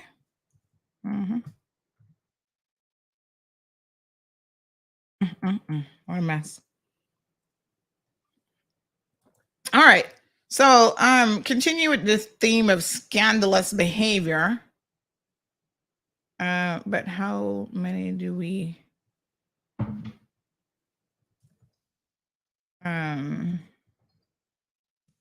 okay. Some of y'all just don't understand what's going on. All right. Alejandro says that explains a lot. Now you see it, laughing out loud. Good morning to Miss Dorothy. Perla says, where are all our Caymanian women? I don't think we have any more women left on the island. Half of them have left the island and gone to the UK for the pageant business. For this pageant business is not for Cayman. Are Caymanian women gone to the UK? Honey child, please. They coming right back. Y'all sit there. I don't know what y'all run to the UK for. Someone told me the other day, Sandy, can you please have a conversation with Caymanians and tell them to stop trying to come to the UK thinking that they gotta be getting this free styling life where everything is free and they think they gotta be living off the UK government, because the UK government is now clamping down and they are in fact, you know, not giving you the benefits that they used to. And I said, oh, really? And they said, yes. They run in here thinking they can get this for free and that for free and blah, blah, blah. And they get what they get is a rude awakening. And I'm just like, honey, chill. What a hot mess. So yes, they get a rude awakening and they have to turn around and come right back. The grass is not always greener on the other side. Capiche?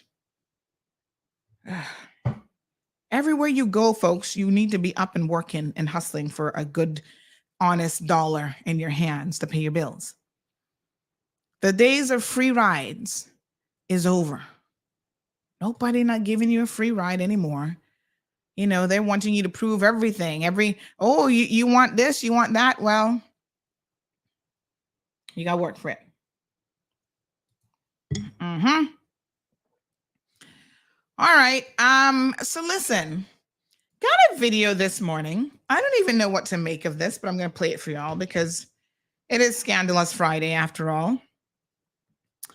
I wish y'all had some behavior, but oh Lord, what can I tell you? Some people don't know what that means. They don't have no behavior. They never have, and they never will. And Cayman we seem to do a very good job of importing people with no behavior. I must say, this is not something we should be proud of. Huh? My God. You know, you always have that certain percentage of your own population that has no behavior. Why y'all turn around and bringing foreigners into the mix? All right, sit back and watch this and tell me what you think, because this is next level crazy. Look at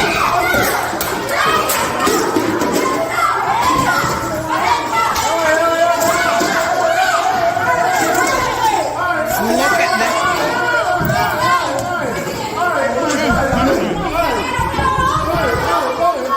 My God. What on earth is this mess? Wow. So I'm told that this scandal is at Vic's Bar last night. What is it with Vic's Bar and Everglow? They seem to attract and bananas. They honestly seem to attract the least desirable people in general, and in particular, the least desirable women, sorry. Probably men too.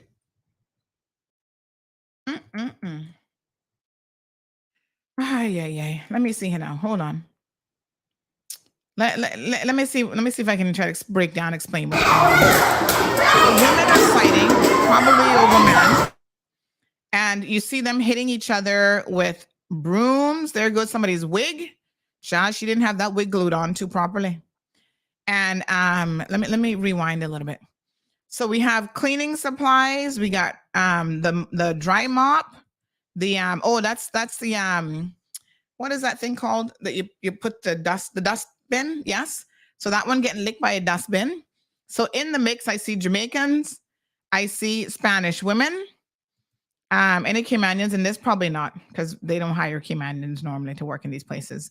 So that one she got on her bonky shorts, batsy riders, as Jamaicans would call it. The one with the gray shorts. Look at that. She bent over. You almost see everything. And then her wig comes off. But listen, I must tell you, the wig might have come off, but those eyelashes stayed on, honey child. The glue that she's using for the eyelashes, she should have used that for the wig. Because look at that. The wig came right off. Boom. There's the wig on the ground. Then she touching her little wig placement thing. I don't know what you call that, but whatever. And then she's like, oh no, the wig just went off my head. Ratted, wagwan. She's like, what kind of banging around this? And then they keep hitting her in the bonker. The bonker look a little bit fake, though, you know. That might have had a BBL done to it. But anyway, they keep hitting her in the bonker. She don't even look like she's feeling that part of it. Hitting her in the back. They're getting a couple licks in. I don't know what this is all about, but y'all scandalous. And look all the broken up stuff on the floor. There's one broken mop. There's another mop. Y'all better go buy Vic his mops back. That's what I got to tell y'all. Buy the man his mops back, because y'all scandalous. Really? Are you serious? What on earth? Look ya. No, sir.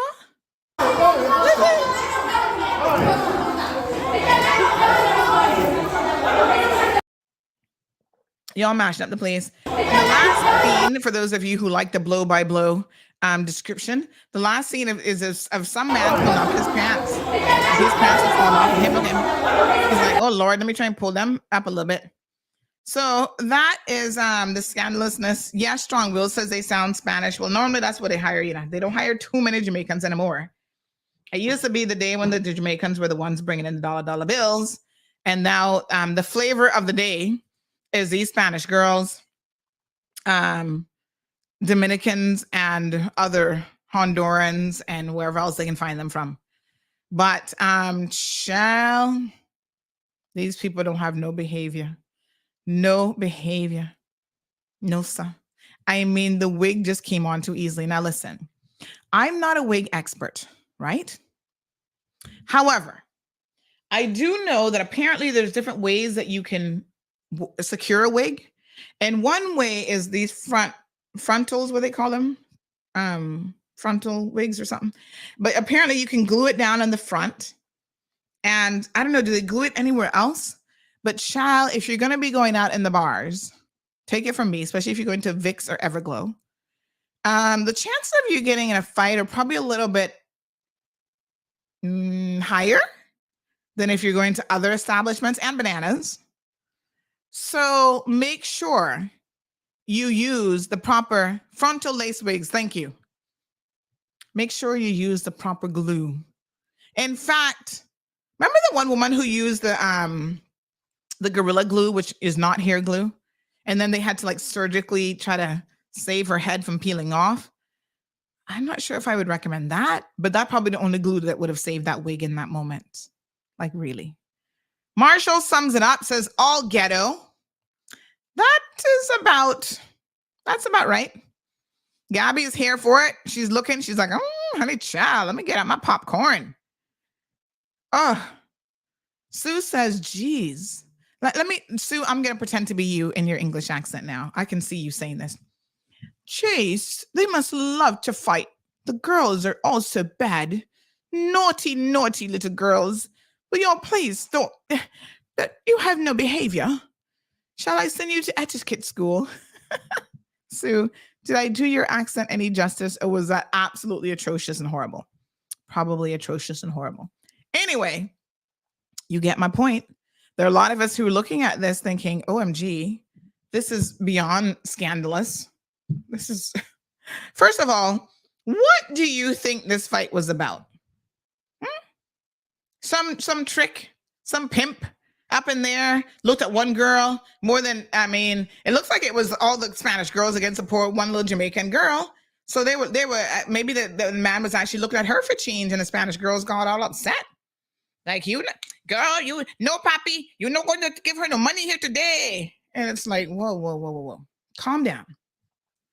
There's enough cheating men out there to go around to all you girls. Trust me, because they have more than one girl. So, what do you care? Most of these men are married anyway.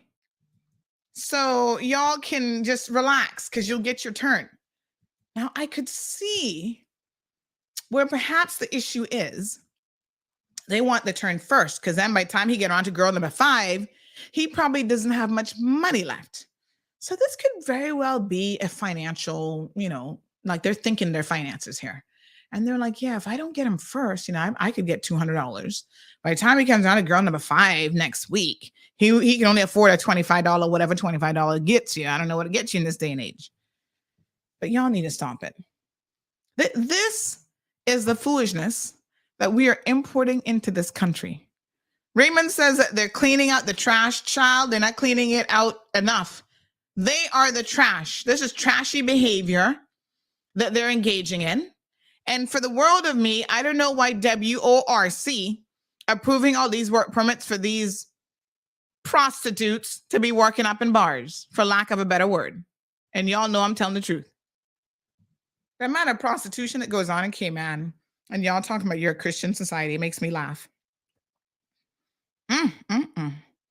Y'all got to do better. And everybody knows the score.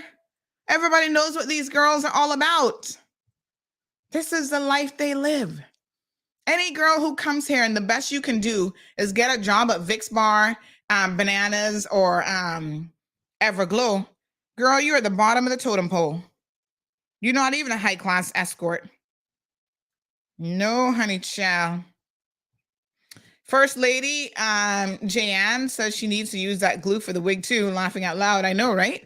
Use the eyelash glue. Wee Wee says, please stop killing me. It's a Friday. It's too early for this. By the way, 936 Bobo is the telephone number if y'all want to call and weigh in on any of this hot mess. Alejandro says it's disgraceful. Strong Will agrees that they sound like Spanish girls. Yes, I could hear him. Hit her with the broom. No, sir. What my Honduran friends gonna say? Hold on now. Que planchera. Oh my God, what a mess. No, honey child. Everton says, my question is this again and again. Why do these people live? Why these people live in their country, go to someone else's country, embarrass themselves, and make a fool of himself? They need to stay wherever they come from. Yo, I'm American, so it is what it is. I'm here to stay. Oh my God. Alejandro says them Spaniards be dominating and they're fighting for their jobs. You know, I forgot to tell y'all the point I was going to ask you earlier about Jamaicans. Everton, you just reminded me that. Why is it, speaking linguistically, right? Explain this to me. Jamaicans have to explain this to me. Why is it that Jamaicans talk in the, like when, like I said, I hear Marlon doing this all the time. Like he'll be talking to his brothers and he's talking about me and he uses the male descriptive he to describe me. Like, yeah, him. Like he'll say him, but he's actually talking about me, a female. Does it all the time. Even when he's talking about Coco, instead of saying, because Coco was a female dog, instead of saying she, he would say like, yeah, him, he, and him. And I'm like, why not just use the proper female, she and her? It's like a linguistic thing when they're speaking a little bit more slang and patois, I guess. All right. So Alejandro says they want to go home with the big papa. The one with the most dollar bills in his pocket.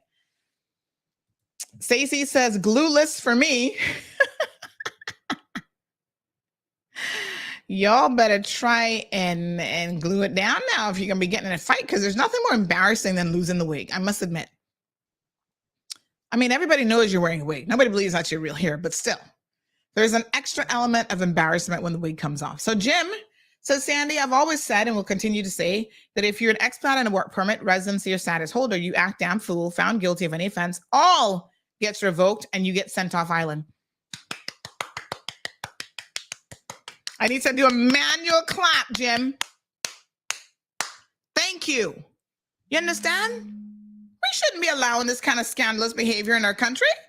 They should all be kicked off the island. Go clean up Vic's Bar Works enforcement. Morning, caller. Morning. Sandy is a little bit more things than that behind the scenes. Oh, you tell it. You got the scoop or what? So here's what happened. A lot of times at they're Dominicans. So they're from Dominican Republic, DR. They're from the DR. Right, and you have the ones from Jamaica. Now, the several times that I go there. Does Vic still hire Jamaicans? Yeah, he does. Okay, all right. And yeah, he have Jamaicans, and he have I think Guyanese or something from there or whatever. Oh, okay. But there's sometimes when it comes to the end of the night, if you notice there is nobody else in the bar, you can hear by the echo that they were cleaning up. So a lot of the time, the DR girls don't want to do anything, and they want the girls to do stuff, and the way that is a back and forth with them all the time. It's a back and forth. So the DR girls think they're here for the good looks alone. And they just want the tips during the night, but they don't want to do the rest of the work. And so you can't tell no yada girl to go clean up all the time. And the yada girl and look at you and say, "Me not clean up because I clean up last night. Me not clean up tonight. You're too nasty," and go on. So sometimes when they clean up, they don't clean up properly. But I can guarantee you, Vic's not going to deal with that. Vic's going to deal with it correctly. So just to let you know that the Jamaican women are not going to take the bullshit, more or less. So and some of those girls be so nasty. Those ones working the bar, exactly. Honey, child, you really don't want to take them home. The way they clean up, the Jamaican women do not like the way they clean up. So they have enough, and when they throw fire inside or gasoline inside a fire, they pick with the wrong one. So if you notice, it was at the end of the night when they were cleaning up. Oh, that's why we're using all the mops and dustpans and all that kind of stuff. Okay. So they were just trying to take out the trash and clean it up. That's all they were trying to do. So, I mean, just God. She was just trying to clean up the trash. Wow. So there you go. Hot mess. But I could guarantee it's going to be dealt with. Oh, you think Vic's going to do something? Yeah, well, I know he's going to do something. So he better stop hiring prostitutes. Maybe that's what he should stop doing. Well, it is what it is. Oh, all right. Lord. That would be a start. Thank you, caller. All right. Yes, honey. Thanks for the insight. That's very insightful. And it sounds very logical to me. That's probably what it is. Because some of the girls be so nasty. They just want to put on clothes and spray on a little spritz, and you think they smell good and for a couple hours and they look good. But child, you go back to where they stay and you'd get a real eye opener. But, here's the thing. When you work in certain jobs, whether it's retail, a bartender, there are going to be aspects of the job that you may not want to do, but it's still part of the job. So start sweeping them floors, girls. You got to clean up the bar. Who else can clean up? Vic not hiring no cleaning crew to come in afterwards. He wants y'all to clean it at the end of the night. And you see, they probably already had made arrangements to go out with somebody, a patron at the end of the night. So they're like, oh, I need to get out of here. Here's, I'm joking in some respects. And in some respects, I'm completely serious with what I'm telling y'all. Y'all know that the talk on the streets is that these girls be right up in those establishments having sex. Yeah. This is prostitution at the highest order. That's why when I see certain MPs like to hang out at these places, what are you hanging out there for? It's not that the drinks are any better than anywhere else. It's that access to women with no scruples is very, very easy and cheap. And I think most MPs be trying to get it for free because they're like, oh, I'm the minister. Oh, I'm this leader and I'm that leader. And they'd be like, oh, Poppy, no, I need my money. I've heard somebody recently told me he met a girl at Vic's bar. And I was like, what are you doing at Vic's bar, first of all? You're supposed to be a respectable man. Don't go to places like Vic's bar. I'm sorry to say. No respectable man would be caught dead up in there, talking to a girl especially. And he's like, oh, at some point she told me that a man has to be willing to take care of her and pay her bills. Otherwise, she's not interested in him. And I said, yes, sir. It's called prostitution at the highest order. And at least this one's being honest with you and not making you believe that she loves you. Listen to her the first time she told you it's all about the dollar bills and the coins. She's looking for people to pay her bills. Understand me plain and straight. They come from a different world, okay? And the world in which they come from, at 13 years old, you out there already trying to turn some tricks on some man. Because that's all you have. The only thing of perceived value you have is your physical body. Not your brain, not your intellect. Most of these girls do not get the opportunity to go and finish any kind of real proper schooling. All right? They're not going off to college or trade schools or anything like that. They just learn how to service men at a very young age, men and women. Mm-hmm. And so when they come to the Cayman Islands at 18, 19 years old, they got a couple years of experience behind that resume already. They're well seasoned. And unfortunately, because of where they come from, they will allow you dirty men, and you know who your data, you know which one of y'all I'm talking about.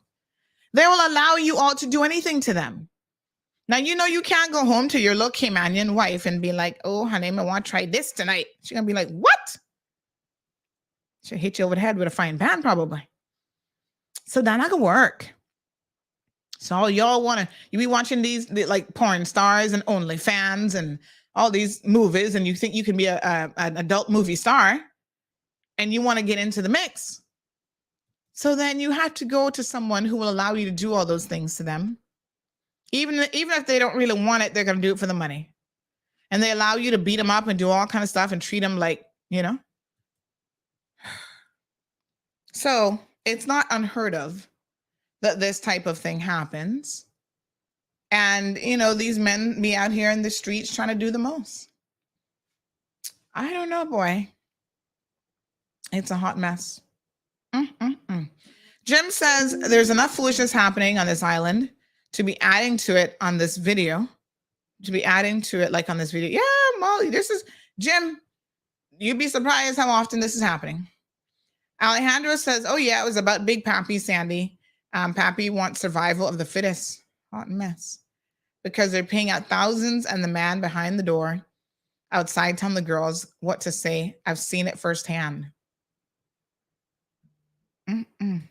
He says, you notice too, it's the strongest vocabulary error ever, yo. I hate that using the male descriptive slang.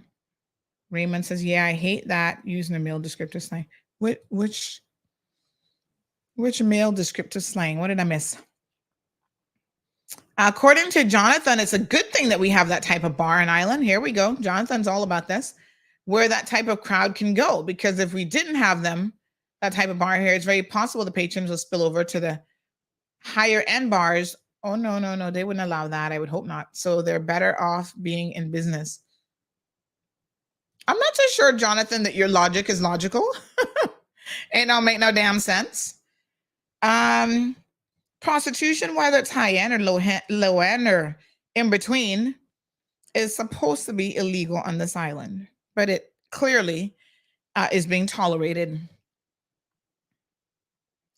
And like I said, part of the reason that it's being tolerated, allegedly, is because the same people who are supposed to be enforcing it, i.e. the police, immigration, work, CBC, some of them men are the ones who are part of the problem.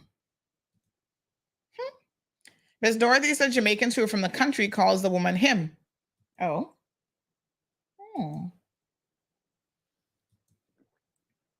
Okay.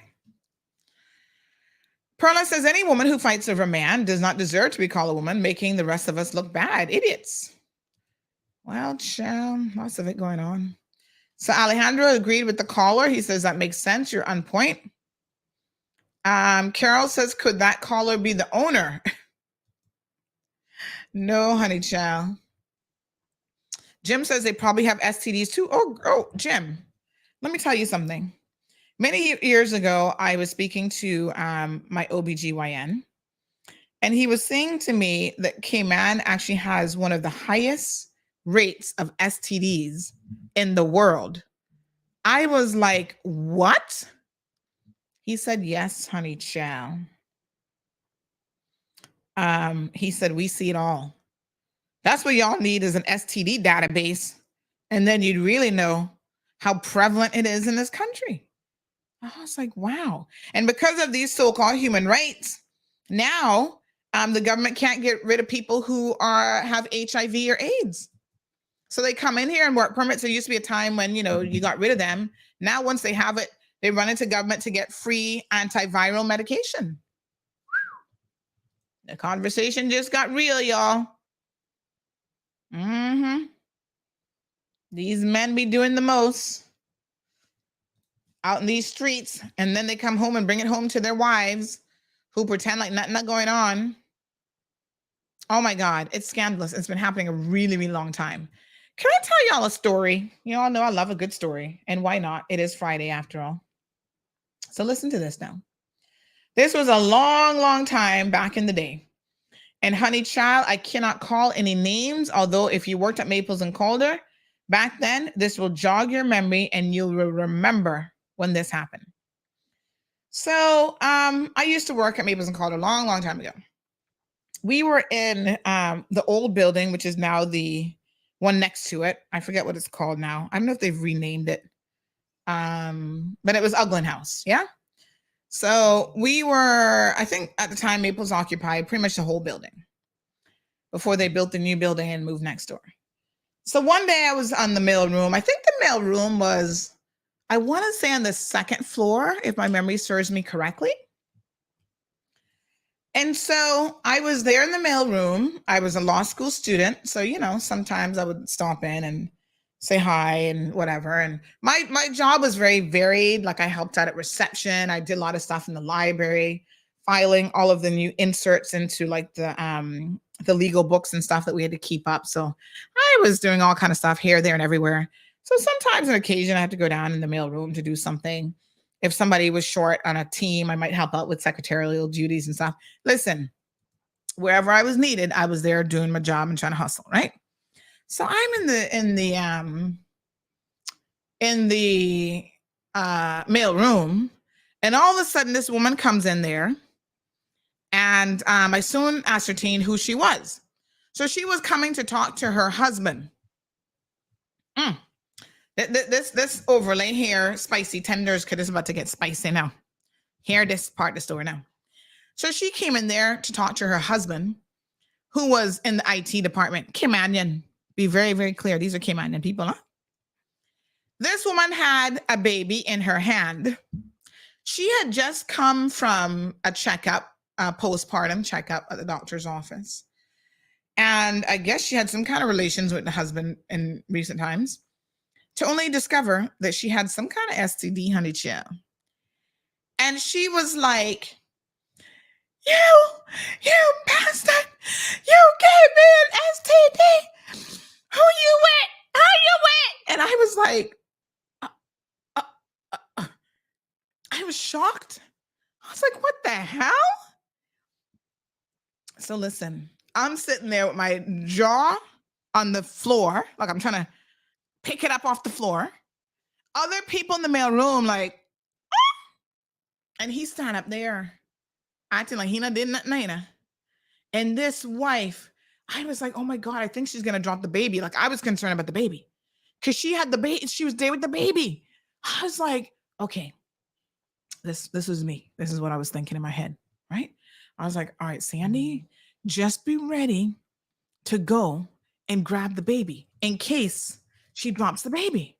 Because, oh my God, she's so upset and she's crying, she's hysterics and whatever. I was like, please don't drop this baby up in here today. But she just found out. And she came straight from the doctor's office up in there. Now, you know when I guess you've probably seen a scandal or two in your life and you know how to handle a situation. Here comes, and I'll never forget, I'll mention his name because he handled it with such poise, right? And he wasn't fazed by what he was seeing one bit. I'm like, this man must have seen some scandals in his day because he was so calm. Big shout out to Andrew Jones. Now, if you don't know Andrew Jones, he's like a tall. He's got to be like 6'5" or something. He's like really, really tall. Very, very slim. And he was a partner at the time, partner of the litigation department. I think he now works in the court's office. He's retired from Maples. And he is now part of the financial services court or whatever. So here comes partner Andrew Jones. He comes walking through, just calm, cool, and collected. And he was like, sir, he said, please, perhaps you need to take this outside. And he just kept walking. That was it. Perhaps you need to take this outside. In his very proper English accent. Perhaps you should take this outside. And he just kept walking. I was like, And then they went in the stairwell and they kind of disappeared. My God, I was like, what a mess. I have seen it. I have seen some things. Up in Maples and Calder. I was like, no, sir. Now, you know, that poor woman was so shocked. And she's like, the only place she could have gotten any STD would have been from the husband. Now, here's the most scandalous part of the story. Like I said, I'm not going to call any names, but I'm going to tell y'all this little snippet of how these guys they don't care. Who was he cheating with? There was another partner at Maples and Calder, Caymanian. It was her stepdaughter who had a connection to a politician. I'll leave it there. That's who he was cheating with. And here's the funny thing. At the time, she was working at Maples and Calder because somebody finally decided to give her a job and she got a job up in there. Well, shortly after that, she disappeared from the job list at Maples and was no longer seen there again. Wow. You can't make this stuff up. Pageant girl, too. I was like, damn, that's who he was checking? Girl. Scandalous. Boy, if you were there back in the day, whoo, Maples, wow. We could write a book. Here's another one. One more Maple story about scandalous cheating, scandalous behavior. All right. So, one morning, again, because of this was in the new building now. Child, nothing changed just because the building changed. The scandalous behavior continued. So a lot of times I would like go in early in the mornings before school, like check emails, do a little bit of work, and then leave for school, come back, whatever. I worked very irregular hours. Listen, I got to see some Saudi prince who came in like 8, 9 o'clock at night because they don't come in during the 9 to 5, like regular business hours. That's not how they roll. So when they come in to review their 500 companies that they have in the Cayman Islands, they're going to come outside of peak hours with their full security entourage in tow. And here comes Sheikh, Abula. And, you get a glimpse of his sheikdom outfit as he's being whisked away into a particular lawyer's office or into that boardroom. And so 8, 9 o'clock at night, I'd be there at the reception desk. And I was like, oh, here he comes. Like, oh my gosh, you think he wants to adopt me? I'm not into the multi-wife business. I wasn't up for that. But I'm like, you could adopt me as like a, then again, they don't treat women very well. So I probably wouldn't want to be adopted. Never mind. Anyway. So, I got to see a lot of interesting things being at Maple. So here's another story. So one morning I get in early. And all of a sudden I see another Andrew partner comes out. Pull these things out of the mailboxes. Pull these things out of mailboxes right now. A Caymanian, scandalous, who was she working at Maples? I'm trying to remember if she ever worked at Maples. Anyway, she was an accountant. Claimed that she had a CPA degree or whatever. All right, I'm gonna get to that part of the story. All right. She was working at Maples. That's how she got access to the mailboxes. Yeah, Maples had her hired. Her brother also worked at Maples. CPA in the accounts department, went on to get a legal qualification. Now, if you're Caymanian, you already know who it is. Right now in trouble with the law. She wrote this letter about this partner that she was having this salacious affair with. Good morning, caller. Good morning, Sandra. I know you're on the cold hard truth this morning. It's always very good to hear the cold hard truth. It's very good. My dear, sometimes I can't believe it myself. Program. And I'm like that too. I cannot believe some of the things, but my little thing this morning, and I'm gonna be on it until they open it, is that mental institute that we have that is ready to be open. Do you think that would help any of these people that I'm talking about this morning? I don't think so. Okay. I don't think so either. It takes more than Dr. Lockhart is hard. He is trying to get that open and still pushing because we Cayman people are proud people. We have people that have mental problems, and yet we're afraid to speak up for them because they don't have a voice.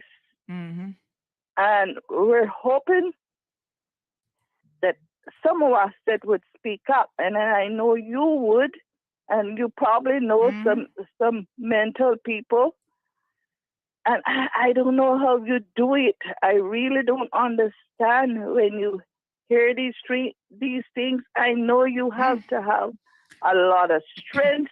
Child, and you know what? You also have to just laugh sometimes at a bad situation because otherwise you would go mad. Yes. And sometimes I think, oh, shucks, I can ask Dr. Lockhart to take me up there. In fact, I told him that, to put me up there. Some of the things that I know that is going on, and yet people don't want to do about it, and yet we call ourselves a Christian society. And so kind and be so this. The Christians in some of us are some of the Christians in this island and has been more. A lot of them have passed on. Yeah. But they had guts. What the younger people is not having these days. They rather just pick up and go. But we're driving them to that. And you know what? Truth be known, too, caller. I mean, we always will have good people, but we've always had as well people who turn a blind eye to bad behavior. Our elders who call themselves Christians, enough of them, but they're doing the most scandalous behavior back in the day too. Oh, exactly. I mean, where do you think these young people learned it from? Exactly. They had some of the best teachers. Oh, can you get another twin Sandra? You know, I wanted to mention to you. I was listening to you on well, I listen to every day as much as I can. Last Friday when you had Teacher Range. Thelma, is her name Thelma Range? Miss Thelma. Do you know? Well, she was my teacher. Oh, really? In West Bay? Oh, yes. Oh, yes. my gosh. May I tell you, she was one of the best teachers that West Bay School had at the time being. They were building the school all right, but first we had to go in the town hall. So we didn't call it John Cumber because it was back then when we had administrators. You were too young. I wasn't even born. Yeah, I don't think we I was didn't born have then. governors. We had administrators. And it was John Cumber that started the West Bay School.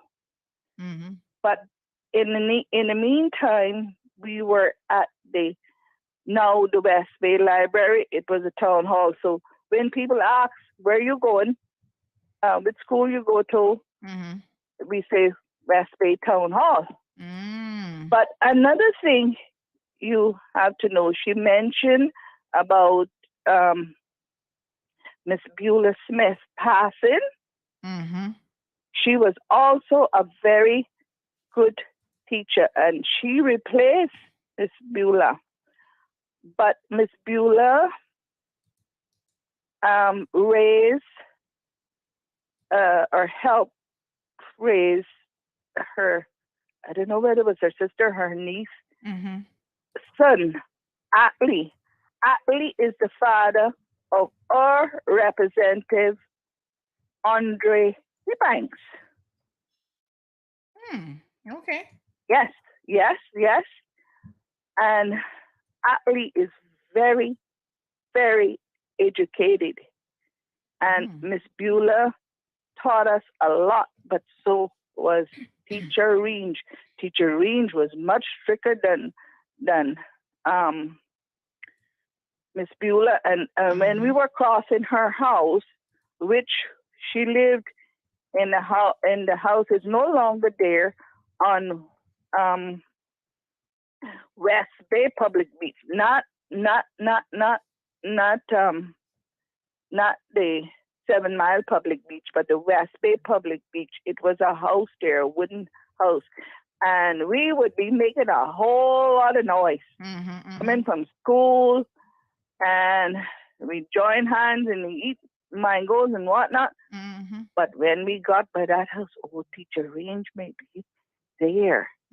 She was a lovely person, and we often wonder.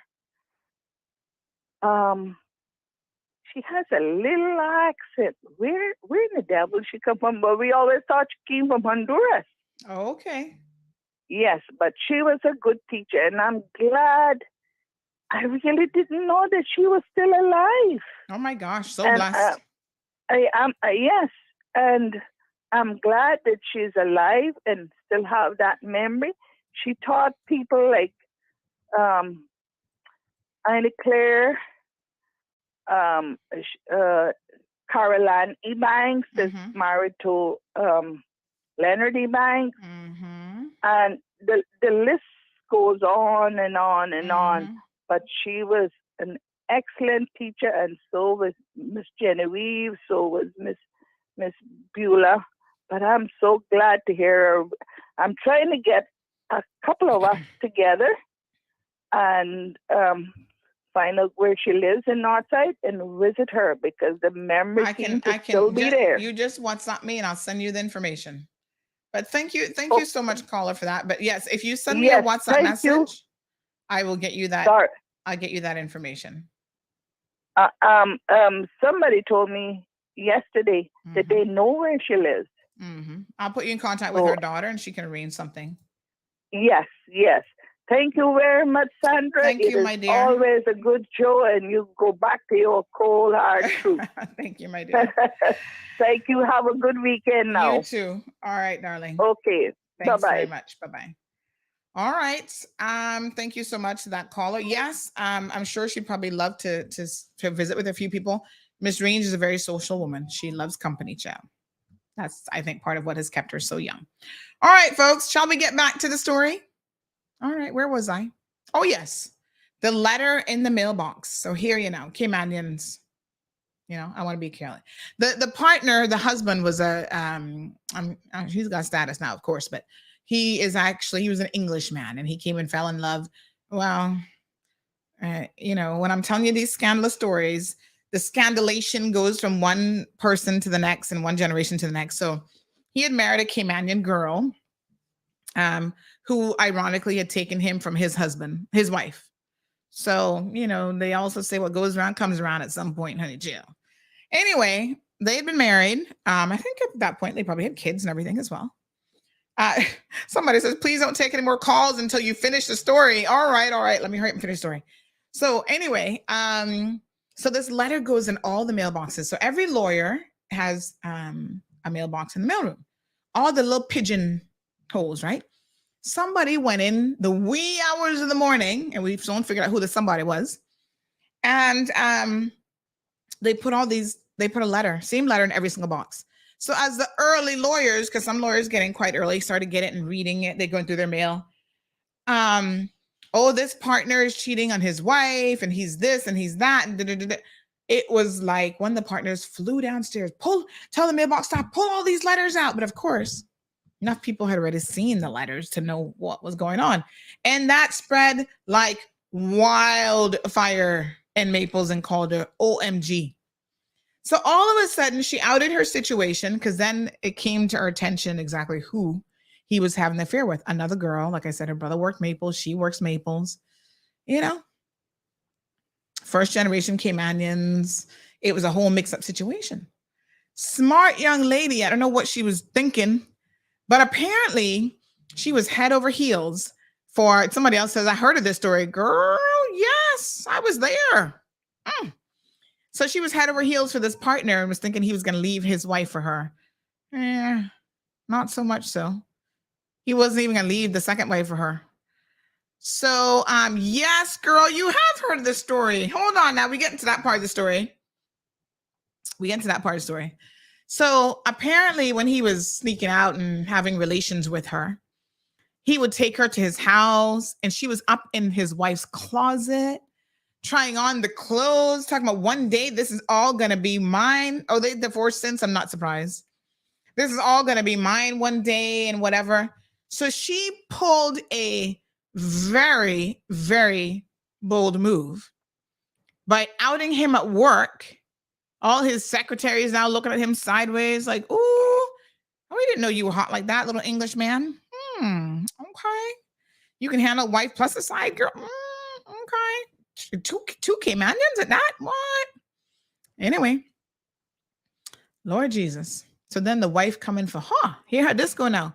The wife is like, oh, you want to be bright. You want to take my husband from me? Well, listen, I took him from another woman, so I kind of know how this goes. So here's what the wife did. Oh my God. The wife started making some phone calls to check into who this girl is, right? So she had come to Maples, claimed that she had, her CPA and this, that, and the next thing. Well, the wife started checking out her credentials. I say that wife not stupid. Because come to find out, this girl had lied about being a CPA. So her certificate, I don't know what kind of certificate you get, I guess, when you become a CPA, you pass exam, whatever. That certificate number belonged to somebody else. So she had doctored her certificate, gave it to Maples and Calder. You can imagine doctoring a certificate to a law firm. Gave it to them, talking about she's a certified personal accountant, and she was not. Oh my God, her poor parents. They must have, even her brother, he must have dropped through the floor at work. So this girl had to be fired from her job at Maples for lying on her resume, lying about her credentials. Yes, everybody like, I know who that is. Y'all, some of y'all will remember this story. It was shocking and just unbelievable all at the same time. Yep. Yeah, somebody's like, I remember this. This person says, "Good morning, Sandy. The Miss Cayman Universe was to be held here in 2025. That's what Kenneth Bryan said at the last one. Chat, please. These Spanish prostitutes don't want to clean up because they got those men waiting on them. So leaving the yardies to clean up because none not waiting on her. The prostitutes think that the Jamaican must clean up while they get the money. Then they mention the brother, his sister, so-and-so. Teeth, honey child. Oh, she had teeth too. Mm-hmm. Was that in 2001? And was it so-and-so the lawyer? 2001, it might have been, you know. I don't remember the year, but honey child, this person knows, or you know what's going on. And it was so-and-so, naming the wife, as when that was happening to her, she lost her dad. Oh my goodness. It was a whole, listen, you, honey child, you're spot on. You know exactly, you know the situation. All them parties, that is correct. So yes. That's exactly who it was.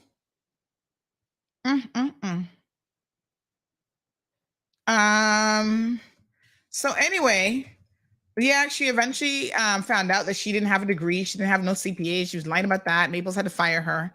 And then she kind of took a real downward turn from there. I think she had some sort of mental health breakdown because of it and all sorts of stuff. Girl, don't make no situation like that give you no mental health breakdown, but she did. And I don't know where she is now. I don't know whatever happened to her. She disappeared from the Cayman scene. And, you know, pure madness. Anyway, one more scandalous story at Maples, because Maples had their fair share of scandal, even for the short time that I was there. Oh, we have a scammer in here talking about Bangladesh police. I have a friend who's admitted to the hospital. So please help me. Chat, please. Go call the police. Call 911. We cannot help you with your talking about your personal phone number. No, I don't want your personal phone number. Come off the comment section, sir. All right. So here's one more for you. Now, this one involved 2 foreign nationals this time. No Caymanians in this mix. Again, another partner. Boy, they love to go after those partners because, oh, God. All they could see is dollar bills. Oh, my gosh. Talking about this brings back so many memories and so many other situations, so many cheaterations. So this one now, I remember her because she had the reddest, fiery red hair, and she was his secretary. And the worst part is, not only was she having an affair with her boss, who was a married man and a partner at Maples, but she actually got pregnant for him. And of course, he had to tell the wife. I mean, you know, it's one thing to have an affair, and you might be able to hide that from your wife. But somebody say, what Maples did you this morning? I'm just having these flashback memories of my time at Maples. But yes, he had to end up confessing to his wife that, oh yes, I'm gonna have to be paying child support now for this baby, this little girl, so cute with the little red hair. She got the red hair from the mama because, you know, now I have an outside child. I think him and his wife eventually separated too, child. They have a high divorce rate, is all I can tell you with these situations. There's another Caymanian. She started her trolling at Walker's. You know, she's a big time partner. You know, she stayed the course. Got pregnant for him, and that was a big drama. And then years later, got pregnant for a politician's brother, who was married. Oh God, I can't even keep up. Oh, the scandals over the years, my dear. You know, we've all, I guess, had a moment of scandal here and there, but some of them are quite epic. Anyway, let's move on. That was Scandalous Friday. Wow. That's she's here not working because what? He's still doing what? He still takes care of her? What? Oh God, I gotta read this message. Hold on. She's here and still working. No, I don't mean her. I mean the other crazy Cayman one who wasn't really the CPA. She disappeared. So yeah, she's here and not working. He's still doing for her. They had a daughter named so and so, and the daughter lives in the UK. Oh, the husband moved back to the UK? Yeah, you know, these women, listen. Oh, okay. Yeah, these women really they try to position themselves so that they never, that's the whole idea, is to get these partners, you know, to marry you, and not even marry you, child, because if you have a baby with a partner, a doctor, or whatever, you know, they're going to be paying child support. Like, you get the right one, they're going to have to pay child support, and the child support is not going to be cheap. And that reminds me of another girl. She had a baby for doctor. At first, they didn't know who he was for, who the little boy was for. She had to take a couple DNA tests, but it was for the doctor. And then after that, she had a little girl, and she was trying to pawn the little girl off on the doctor, and the doctor's wife, because yes, he's married, said, 2 babies with the same gal? My God, you never learned the first time? Please take a DNA test. And she took a DNA test, and it's not for him. Then she thought it was for a musician, and it's not for him. This was like an episode of Jerry Springer. I'm like, well, hell, who is this child for? Only God knows, honey child. Only God knows. I know I don't know. Oh. Yes. Jonathan, trust me, the irony is definitely not lost on me, but the whole situation, it's a mess. Oh, she gone from there too. One mess. Yeah, that sister was never quite the same after that scandal, unfortunately. But I haven't heard or seen of her in years. Anyway, so listen. So yesterday now, here I am minding my own business, honey chill, and somebody sends me this message. You know, I didn't know that was her last name. That who she family to?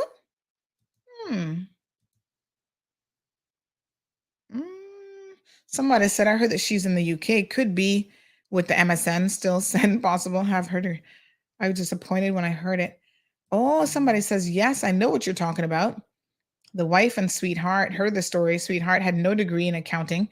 Well, she had an accounting degree, but she wasn't a CPA. She didn't have that qualification. The wife since divorced. I'm disappointed when I heard that, as I looked up to her at school. So quiet. Oh, that was a crazy side piece. Yeah.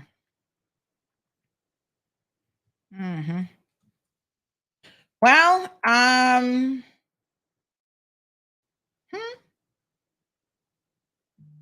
hot mess. Somebody said they remember going to school with her. Yes, my love.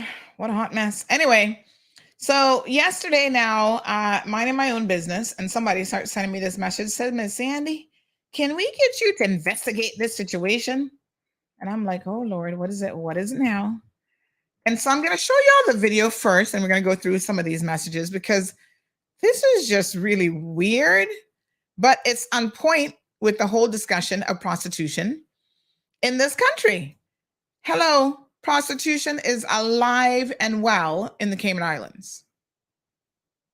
No one's ever being, well, they've had one conviction. They convicted that one guy for being a pimp. Remember him, the crazy guy?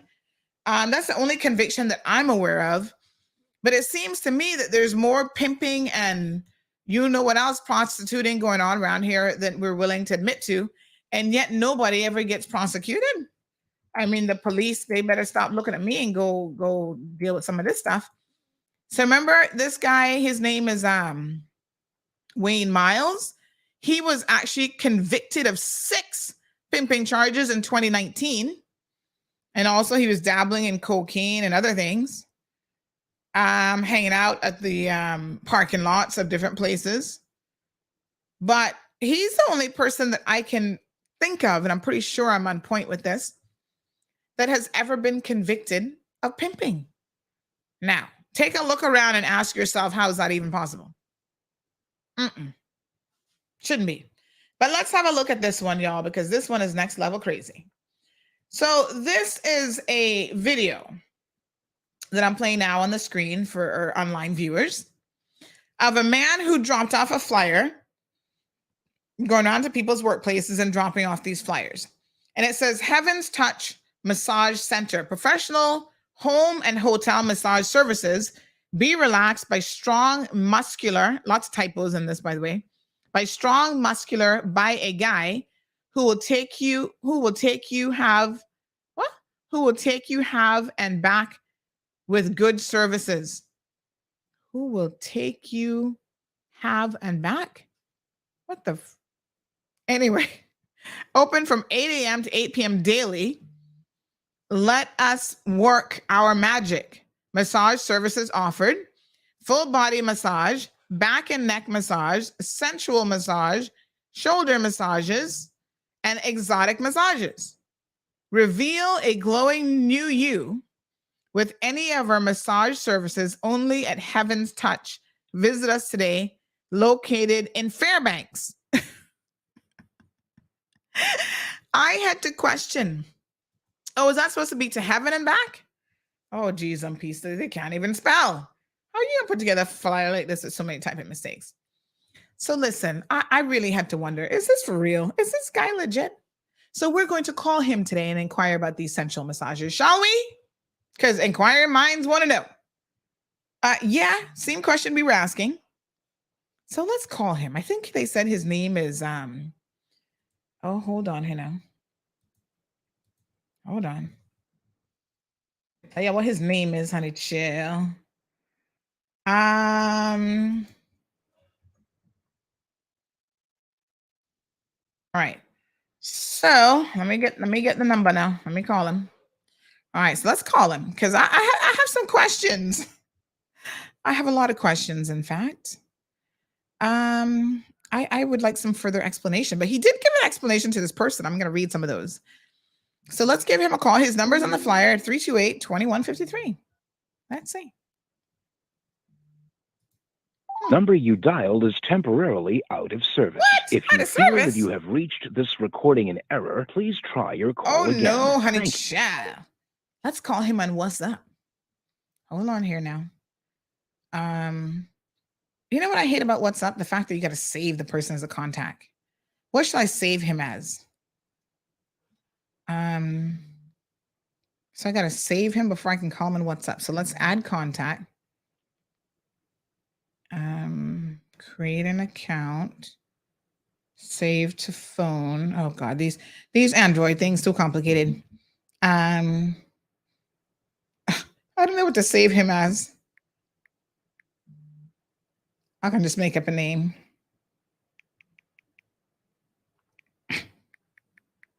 Massage, but do not use. DND. DNU. Do not use, because one day I might accidentally be trying to book a massage and call him by mistake. And then hell to the no. We're not going to have that happening. Oh, Miss Sandy, I'm here to give you your sensual massage. I was like, what? You doing what? No, sir. Hold on here now. Mobile.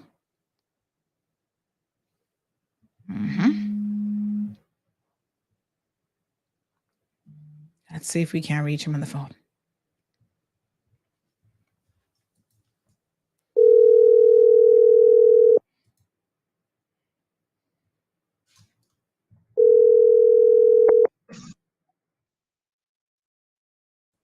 Hello? Hello? Yes, morning, sir. I can't hear you. Can you speak up? Hello? Morning. Yes, morning, sir. I'm inquiring about your Heaven's Touch massage service. How can I book an appointment?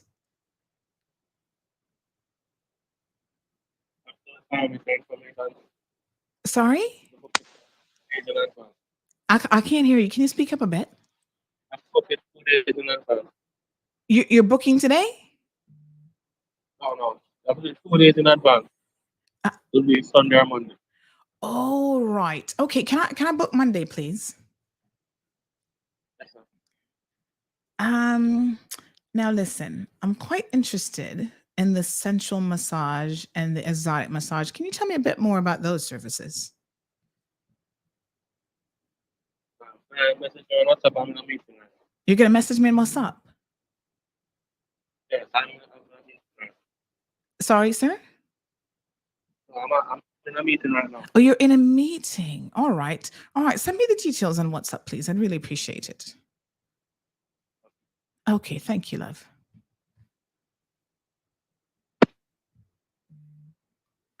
He claims say he's in a meeting. Him businessman. Y'all hear that? Him businessman. Rotted. No, sir. Hi. Hi. Oh my gosh. I need to finish telling y'all what he told other people. Hello, caller. Good morning. Oh, yes. Let me put away the English voice. Hello. Hi. Lord Jesus. I can't make this up, you know. I bet I would snooze and doze and so I don't know where you began at, but it's yeah. I can't help myself. I say, look at you list them kind of people that can't behave and lying all the time on that bag, sleaze bag, cockroach. You can't make no mistake with that. It's like him and I meet it. But yeah, but oh my God. Listen to me. The man is a Jamaican. Hello. Listen no, to me. No, listen now. Listen now. This country that me and you love so much has really gone to the dogs.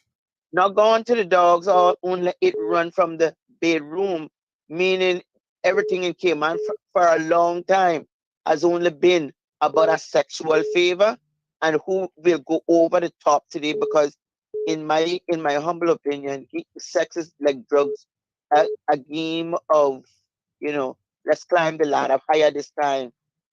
And the one who got the highest climb is the one who sets the pace for the next or the next decade or the next administration, and on like that. And thank you very much for exposing it again, because Lord, the common person like myself really need to know some of these things, because we don't know. Thank you very much. All right, honey. What a mess. He booked out 2 days in advance, he say. Yes, sir. Can't get him till Monday. Sunday or Monday. He need advance notice because he's so busy. Oh, this person said she just got a phone call. Oh, honey child. Tell me. Apparently he's available on Monday. He's saying he's available on Monday. Okay, then. Somebody else says, I found that flyer I saw that flyer circulating somewhere. I'm trying to find it. The man been busy with his marketing. Good morning, caller. Good morning. I know it's Friday and we're all, I guess, tired from the works week. But you know what I find interesting? That we're all laughing about this. How do we expect to catch a criminal if we have him live on air, one, and we continue talking about it? Do you realize that anyone can go out there and buy a SIM card for you? He don't have to have this number in his phone. Maybe he's a work permit holder and work for someone else and doing this as a side job. But how are we going to catch him if he goes back and listen to my road and realize he's on air? Well, this one is easy to catch because we have all the messages from that phone that I'm going through and showing. So this one is a bit of a no-brainer, to be honest. I mean, work should have no issues tracking him down. His name is Alex, apparently. Well, that's the name he goes by. And he is a Jamaican national. Okay. All right, then you have a good day. No problem, my dear. So yes, we do have the evidence here for immigration to pick him up if they wish to do so. Whether or not they will do that is a whole other question. So, Heaven's Touch Massage Center. This is what he says in his messages to people who were inquiring. So this woman was actually inquiring for her co-worker, and his birthday's coming up like next month. However, this one says he only services women. It's for women only. So he not interested in no man. Okay. He goes on to say that, hold on here now. Hold on. He goes on to say, in quotes, we're currently offering to females for now. Okay. Because they said they wanted to get a coworker a gift certificate for his birthday. I thought it was you who wanted the massage, is what he's saying to the female. Then he turns around and sends her a D pic. Use your imagination. And it was a time photo. So once opened, that was it. Of his privates. Yes. He goes on to send messages. We have it right here in black and white. Sensual massage is a kind of massage technique that allows you to give and receive pleasure through an intimate massage. Say what? This sounds illegal at best. Your massagers will speak about inner thoughts to the one with whom you're providing massage. Huh? Inner thoughts with a massage? Honey child, I went to have a foot massage yesterday, and there's no inner thoughts involved in that. I was snoozing as the young lady was doing a proper professional massage on my poor feet. I don't know nothing about no inner sensual massage. You do that with your private partners. This is not something you go to a salon. This is not a happy ending kind of thing, but this is exactly what this man is telling her. So she says, oh, thanks. So what's the exotic massage then? Sounds interesting. And what's the cost and how long are the massages? He continues and he provides her with information. Exotic massage required erotic massage. Sorry, erotic, not exotic. Erotic massage explained.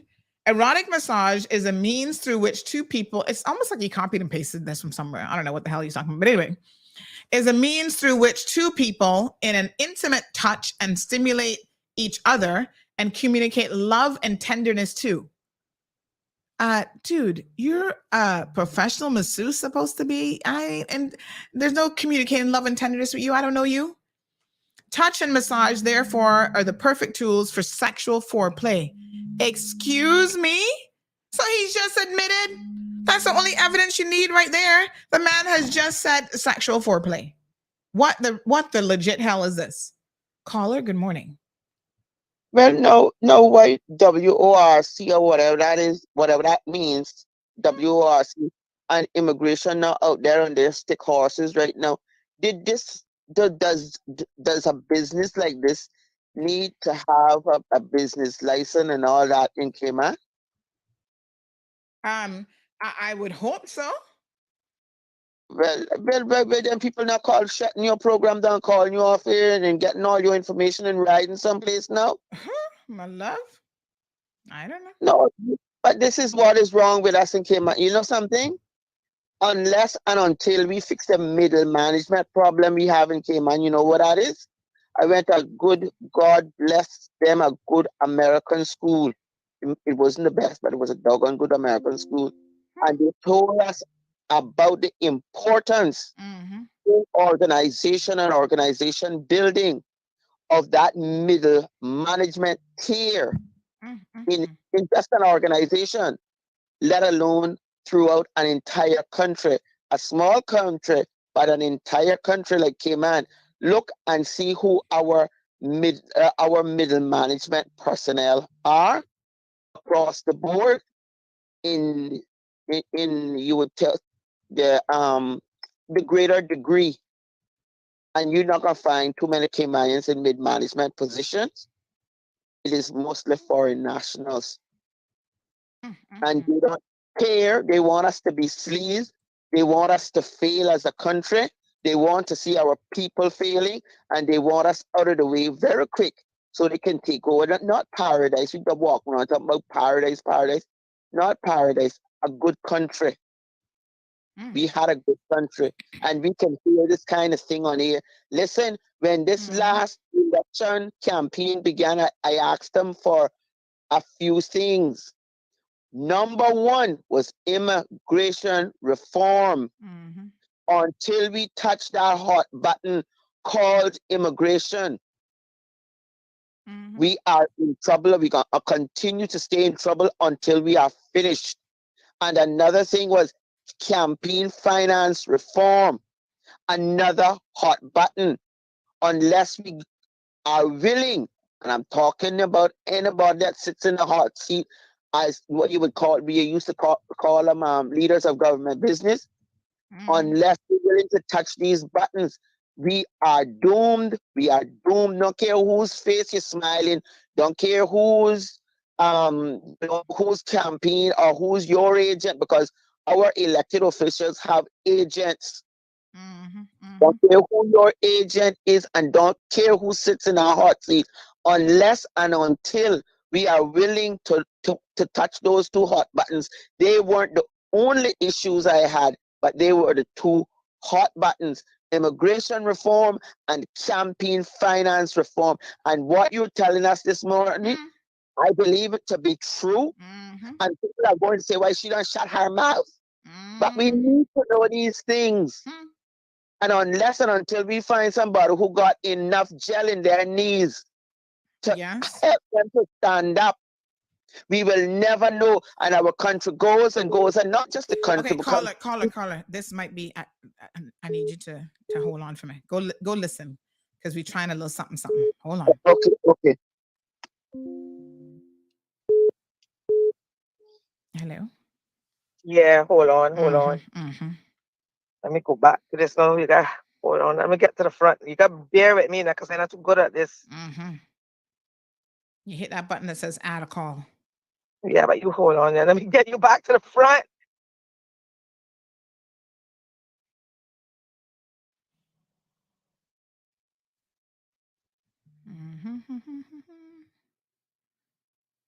I'm going to mute myself from that call because I can't be silent completely on the radio, because on the radio will drop the connection. So can y'all hear that? Although I've muted myself. Y'all can hear her dialing, right?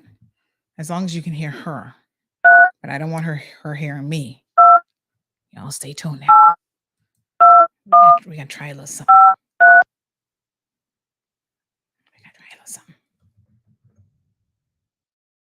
What a hot mess. So. Oh, Lord, the call dropped. Girl, you did it wrong. You dropped me. You have to select add call. Oh, my gosh. All right, here we go. Trying it again. Hello? Yeah, where is the button that says add a call? It should be right on the screen, on your screen right now. I don't know if you have iPhone or Android. No, I got WhatsApp. I mean, Samsung. All right, so right in the call window where you have Bluetooth, hold call, there's one right there that says add call. So you press that button and then you dial the second number. I don't see it though. On you see where you calling me, like the actual call screen? Yeah. It should be right there. Hold on. Let me try to. She put me on hold now. Okay, I see another phone call line. I could try that. No, let me send you a screenshot of this on your WhatsApp so you can see what I mean. You should see that screen and you see where it says add call. That's how you add another caller. I know I did it before, but it's not showing it. Okay. Let me hang up and call you back again. You just hold on. Okay, all right. I gotta get this. Okay, honey, child. She gonna get this. Poor Miss Ramilia is in disbelief. She's like, "Is this in the Cayman Islands?" Yes. And to the caller's point, he may have had somebody else purchase the SIM card number, but here's the thing: you don't walk into Digicel or any of these local stores and purchase a SIM card number without them knowing something about who's purchasing the number. That's how we try to reduce the number of, scammers and stuff that are using Cayman numbers. Yes, ma'am. Okay, it don't show us that. I see it may say add caller, but I see something about merge. Yeah, well, you would have to click on that once you get the other caller. You called him first or what? No, I called you first. Okay, well, to merge, normally that's when you have another call, but try that. I don't know what version of Android you have, but try that and see. Invite my road. I want to see this. No, I'm gonna mute you so when you get him on, he doesn't hear me. Yeah. Okay, you go ahead till I keep trying. Yeah. All right. Yeah. So I gotta mute myself. All right. So 626. this Gabby says minimum wage not make it. Man have to eat. Well, I don't know what he eating, honey child, but here's what he goes on to say. This person says, well, what's the cost? He said that includes see and touching of a 9 inches. And then he put the emoji for your private parts, in case those of you older folks who might not know that emoji, which is what's the proper vegetable called again? Anyway, that's the emoji for you know what. Optional to you. The cost is $50 and up. Which one are you interested in? Friggin' doing it. Damn phone. Poor her, she can't figure out the phone. So then he says, you see this up at the top? That's the picture at 3:19 that he sent of his privates or somebody's privates. I don't know if it's his or who. And he says that's included in sensual and exotic massage. But he did it as a timed. Now, girl, this one you got to have that screenshot thing open. Somebody send you time eggplant. Thank you, my dear child. That is when you've got to have the window ready to screenshot it. The camera screenshot it when you open it. So he sent his privates as a time message, and he says that's included in sensual and exotic massage. And so when he says that's included, he claims it's 9 inches of eggplant that he's going to be offering you. Caller. It won't show it even saved you. I'm not too sure, child. It even saved you in not showing it. You got one thing that I can't hear you. It got a phone. So you can't add. You should be able to add a person, but anyway. Wait, let me just copy this and show you what my screen showing me. My screen is really funny. What is this? Sound like you need a new phone. Yeah, but it's a new phone, but it's not the top one. But this person says you can't screenshot and open once only pictures. I look on your WhatsApp. Oh, I don't even know, child. I don't really use that feature. So you want to okay? charge Look me? at it. Look at it. Look at what I just sent you by WhatsApp. Okay, yeah, it's the one at the top right. That one that says the plus sign. That's add a call. Yours is symbols and not words. That's it. At the top right. Top right. The little icon right at the very top right. The little phone and the plus sign. That's the one that you hit. And then you're able to call another number. But I don't see it. It's on the screen you just sent me. Oh, Jesus. The screen you just sent, which has the red hang up button. The one in the middle is the hold button. To the right of that is the add call button. It's right there. Send your poor cousin. Circle it and send it. Circle it and send it. Lord Jesus. All right. Let me see. I'm not too good like you, you know. Oh, geez, I'm peace. Let me see how to circle it now. Hold on. No, sir. Let me see if I can get it. Hold on. Let me see now, honey child. I'm on the computer, of course. I'm trying to figure out how to do that at the same time. All right, let me see. Edit photos like a pro. Well, I don't know about all that, but okay. I think I can circle markup. Here we go. So I'm going to circle it, save it. Lord Jesus. This is just too much work this morning for my little brain. And then I'm going to send it back. Hold on, caller. Here we go. No, I think you're doing it wrong because I shouldn't hear you dialing. Okay, look at what I just sent you. It's that button there that you press that will allow you to call somebody else. And then you have to merge the two calls after that person picks up. You understand?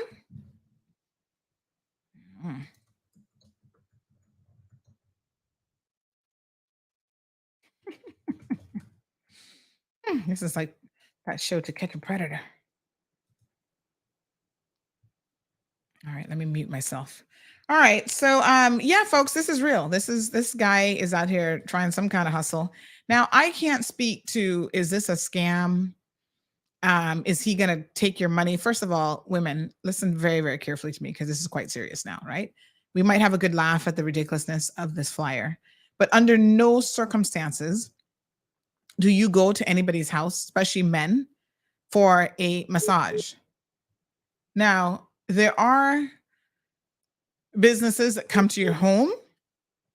Those are legitimate businesses. I've used one that will come. They do mobile massage services. They come to your home and they provide a massage. I never do that without somebody else being here in my house, AKA my husband. Okay. He's in the next room. I'm like, okay, I'm going to book us a massage for the day. No answer. No answer this time. All right. Well, I reckon he might be on to us now. He's not going to answer. But thanks for the efforts. I appreciate it. Okay. All right. All right, my dear. So, good common sense should dictate that anybody who tells you to come to Fairbanks, I don't know where in Fairbanks he is, talking foolishness about you can get a massage, don't do it. Now, this is, like I said, this is now a very serious part of the discussion because this is how you could end up a victim of something much more serious, right? These mobile massage services, I am really, really surprised that they even get a business license. Of course, the next thing that I now want to do is see if Heaven's Touch Massage Center has a business license. Good morning, caller. Hello? Caller? Uh-oh. Looks like that call dropped. All right. So let us have a look now. DCI, Trade and Business Licensing. Let us have a look and see if anybody in the right sense has given Heaven's Touch a business license. So we're in January 2023. Shall we look at that list first? Heaven. We'll type in Heaven, see how many heavens there are. I wonder if he misspelled it.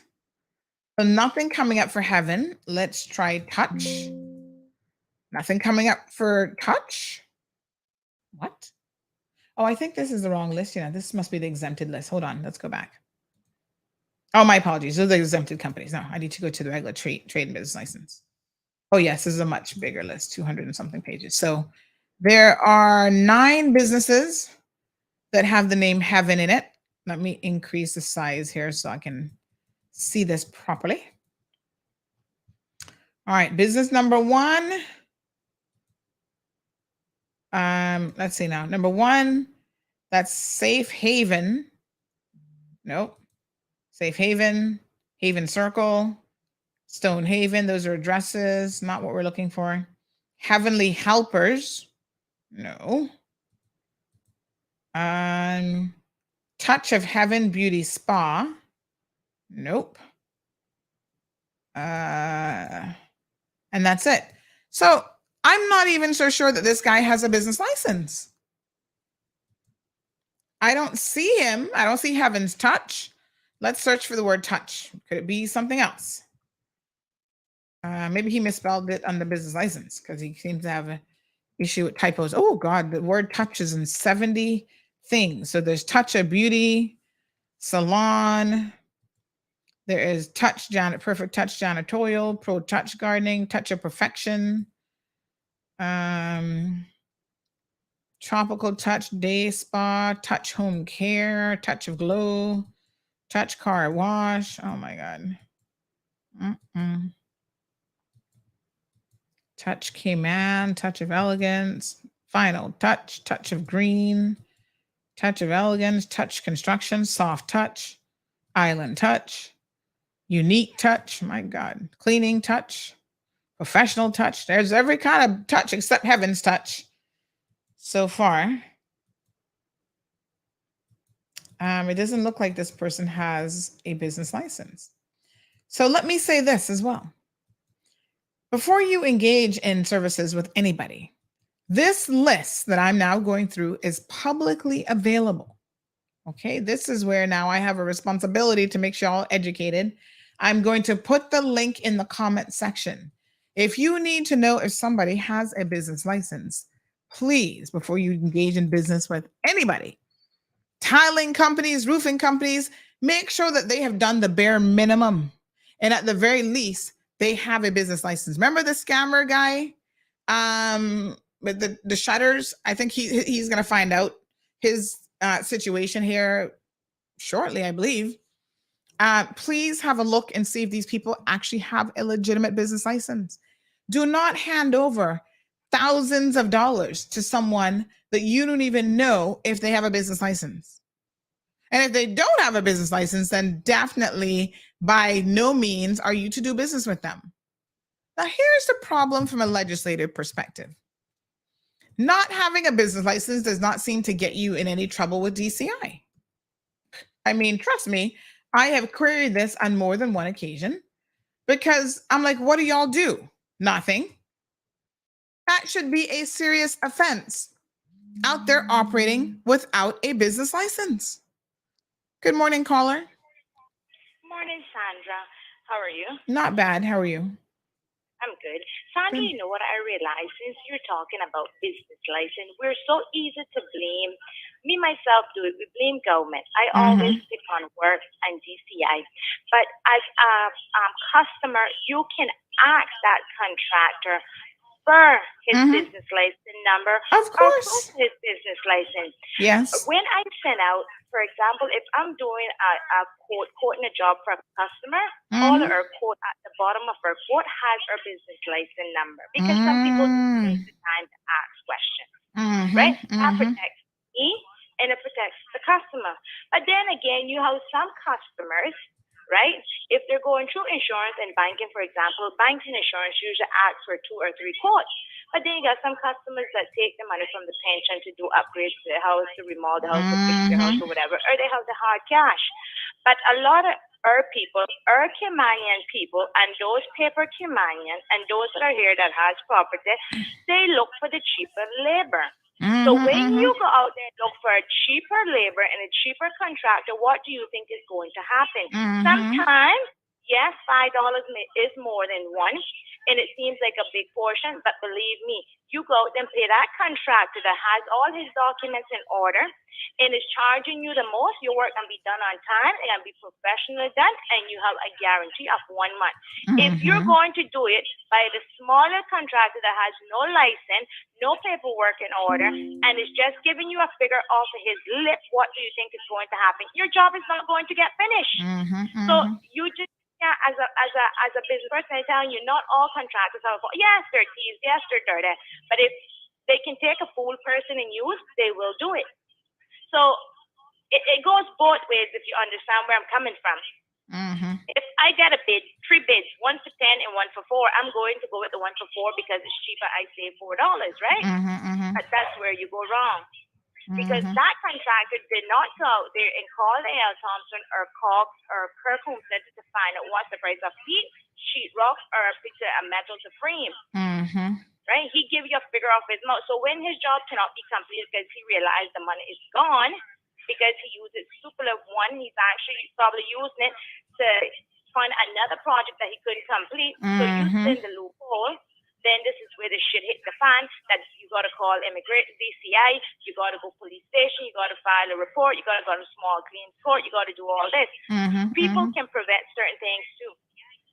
Yes. Oh, yes. And this is why I'm suggesting people do their due diligence because, I mean, ultimately, as they say, buyer beware, consumer beware. So I agree with you 100%. Now it falls on the consumer. Someone said he was actually at Kimana Bay yesterday handing out flyers. Well, if I have to sit down, for example, it just happened to my mother, and I told her plain straight to her, I said, Mama, if you really want to put this case to ease and get it done fast, you can do our body doing Shimon on Mall Road. Come to see, I went into the DCI website. His license expired in 2017, and he hasn't renewed it since. Okay? I called DCI, and what they say, well, it has to be done the proper way. The report has to be filed, blah, blah. It's a whole process you have to do, right? But again, in her concept, this is what I said to her. You went out there and you looked the cheaper contractor. So what did you think was going to happen? Now, the contractors came in, and all of the contractors that came in, all of their quotes One was 28, one was 25, one was 24. The man that she got to actually start the job for, that has not completed the job, only charged her 11,000. So who was going to give him the rest of the funds to buy the material and finish the job? So this is what I'm saying. He did it off a mouth. Oh yeah, just give me 11,000. This can do it. But realistically, that cannot do it.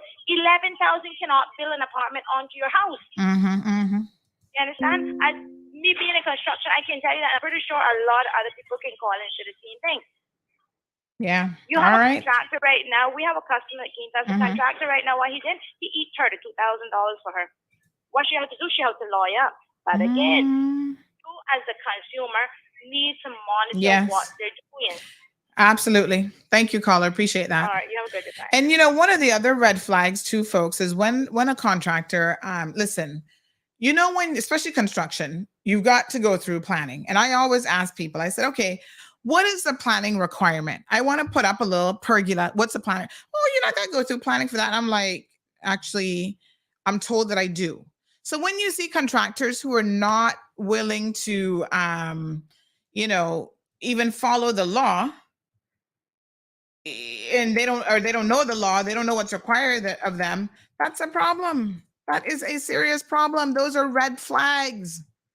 Don't get people who are going to cut shortcuts, not make you go through the planning process, because then when planning shows up at your door, the embarrassment is on you, and you're the one who's going to be hauled in court for non-compliance, or served a notice that's going to show up on the planning board meeting and all kind of stuff. So yes, I agree with that caller completely. Consumers need to protect themselves. And one way in which you do that is to ensure, number one, check to see if these people have a business license. Yeah, that's the first thing that you need to do. Now, here's the thing. If the person does not have a business license, do not do business with them. But this is where it really shocks me now, right?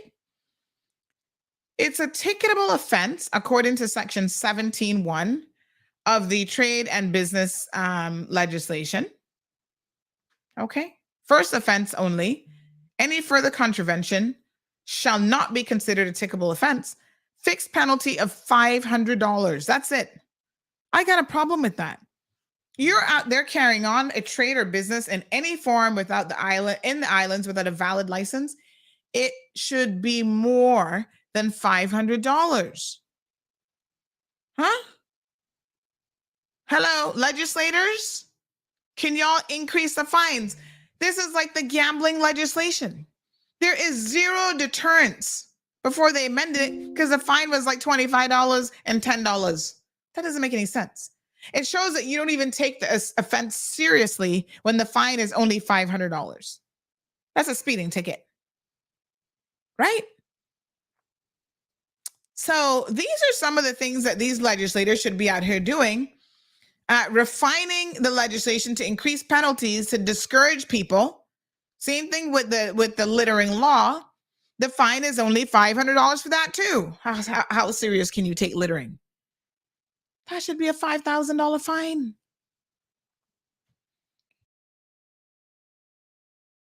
Right? So this dude has no business license. He was out in Camana Bay apparently yesterday handing out these flyers to all the companies and stuff there. Lots of companies, corporate entities in Camana Bay. Retail schools, even retail stores, my apologies. Even a school. What if one of those teenagers walked by? Was he handing them a flyer too? Thank God school's out this week. Yeah,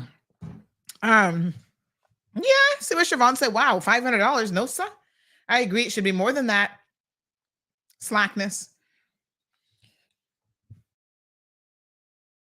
Complete and utter slackness. Anyway, DCI, I believe that you've got all the evidence in the world that you need now this morning to go and arrest this guy for number one. Well, it's a ticketable offense, so that's not an arrestable offense, but ticket him for operating without a business license. It sounds like he's probably a work permit holder. Surely you've not granted him a work permit for prostitution and to go out there carrying out exotic and sensual massages, according to him. You have it in black and white, right? In text message form. Even if he denies sending these text messages, trust me, they can get it from Digicel and prove beyond a reasonable doubt that it came from that SIM card number. And whoever that SIM card is registered to, I assure you, they need to get a hold of Alex. That's what it's showing up as, Alex. I don't know who Alex is, but there it is. Apparently, this will give you all the details now in terms of Alex. It says it is a Digicel number. He's answering the phone and he's booking calls as of today. Get with the program, folks. It seems to me that we better put a real crunch into Alex's side hustle. Oh my gosh. This is so crazy. We can't tolerate this kind of behavior, folks. It's amusing on some level because, I mean, I can't believe people are this stupid, to be quite frank and honest. But there's some real serious implications here for what we are sitting back and allowing to happen in our country. We bring these stories to you for a reason, because you, the people, need to be informed. If prostitution is being allowed in this country and it's not legal, then it needs to be addressed. Simple as that. Caller, good morning. Yes, ma'am. Let me ask you something. When people achieve their Cayman status or whatever it is, how can they lose that and get deported from Cayman after they've achieved that somehow, sometimes semi-legally, because all the workings that go on behind the scenes, sometimes it really is legal. You still got to hold your nose.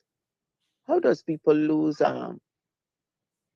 get their Cayman privileges snatched away from them? And seems like that's hard to do. Yeah, I know, but how? Well, we'll have to ask immigration when they finally come on the show.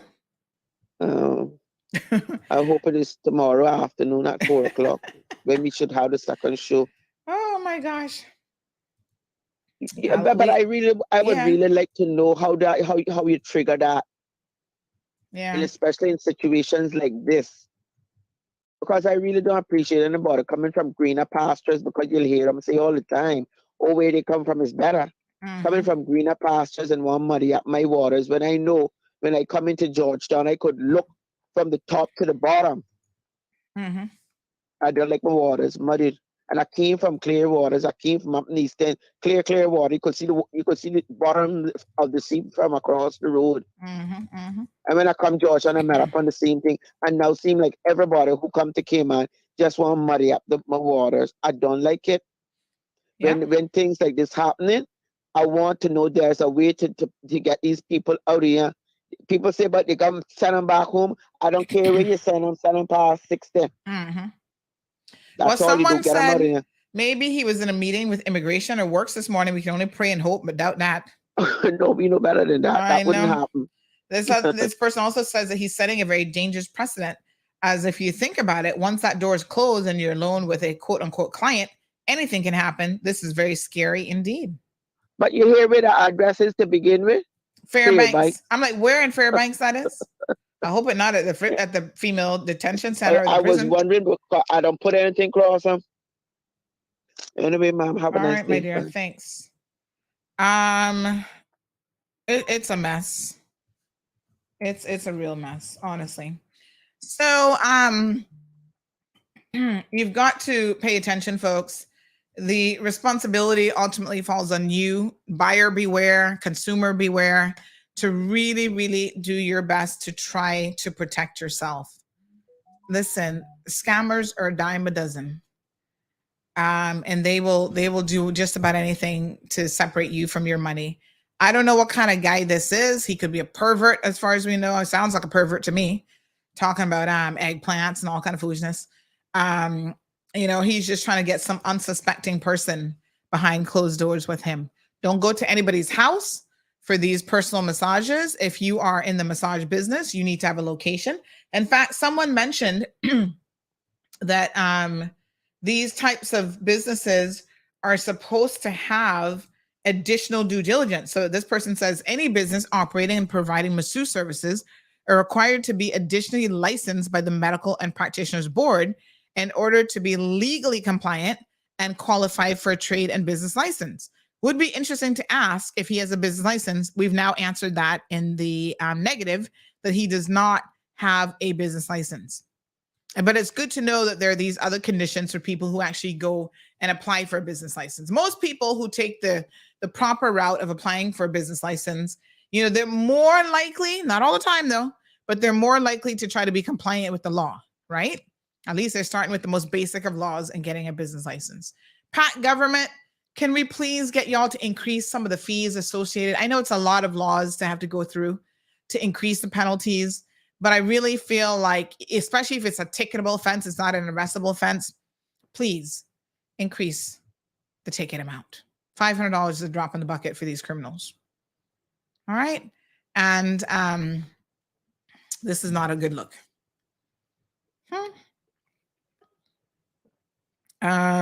Alejandro says we need to start over again tomorrow so I can call in. But I gotta get permission first because I got a good proposition for him. No, sir. So, folks, whoever Alex is, all I can tell you is I hope that Works is actually paying him a visit today. Because I think the police need to pay him a visit as well, because prostitution is an offense. And of course, that is something that somebody should be arresting him for today. I mean, is there such a thing as, he hasn't carried out the act yet, but is there any, what's the word? It begins with a P, predicate offense, where it's like, it's not the primary offense, but it's what you do to get there. Is there anything on the books as it relates to prostitution for that? So in other words, solicitation, although you haven't actually committed the offense yet. I think that is something that that really needs to be looked into. Perla says, you're making it hot today. Hot in here, Sandy. What a mess.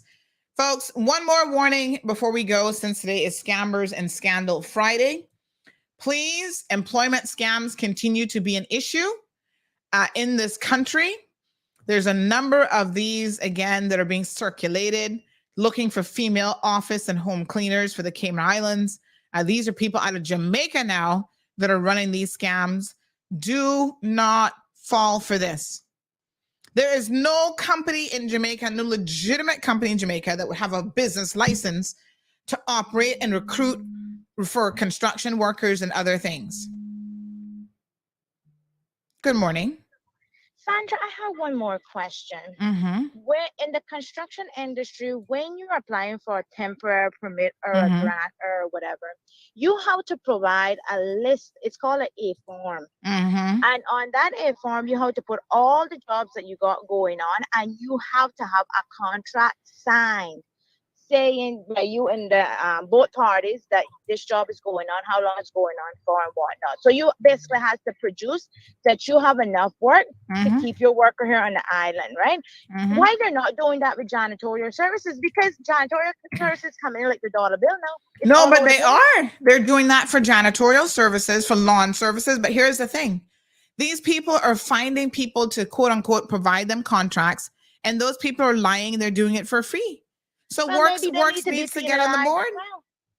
Maybe our own people need to be penalized as well. Maybe if they would get a hefty fine or a prison term, then they would think twice in doing something like that. Yeah. Because well, she got somebody to go in. I'm not going to call the company right now, but the company is always up on Facebook. They're $18 per hour, seems like. She got someone to go into her house and did some work for her. She actually posted it as private on the women's group on Facebook. And stuff went missing from her house. So when she called the company's like, oh, they don't know anything about it. So she asked to speak to the person that cleaned her house, and the woman denied it, but she was the only person inside her house. when she left, those things were there. I don't want to say what the items are because she's filed a report, I think. And when she came back, the items was gone and the lady was gone.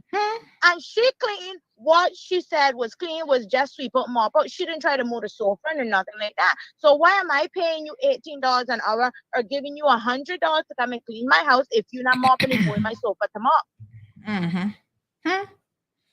Anyway, leave that there. My dear. No, it is a mess. Thank you, caller. I appreciate it. So, folks, listen, we need construction workers for the Cayman Islands. Work for us. The Employees Home Association of Jamaica. This is a fraud. Do not. You know how many times I've gotten this? Oh, Miss Sandy, is this legit? No, it's not legit. Who are these people? Who is the Employees Home Association of Jamaica? Shall we call them and find out? Sure. These people running scams and y'all left, right, and center. You've got to brighten up, smart up. Don't allow this to happen, folks. Let's give them a call real quick. Because I want to know how these people say that they can be carrying on this kind of thing in the Cayman Islands. Let me see. 876-620. I'll call them direct. They claim they got a number.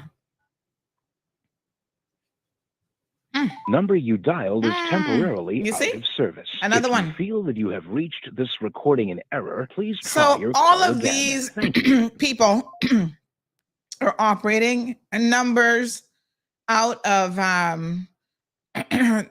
they're operating these WhatsApp numbers, you see? Because even if the number is no longer good, they can continue to what is one called? Employees Home Association. I tell you.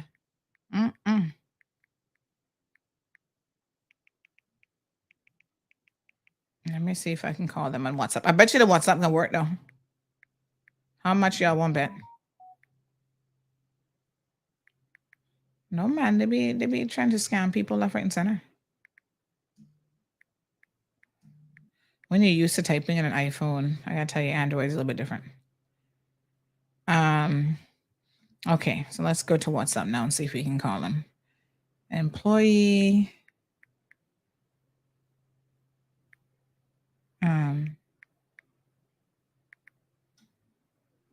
Oh my goodness. Hold on.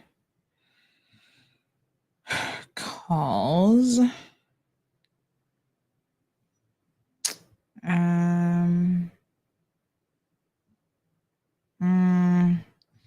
Oh, good grief. Where is it? Let me see now. Calls. Create a call link now.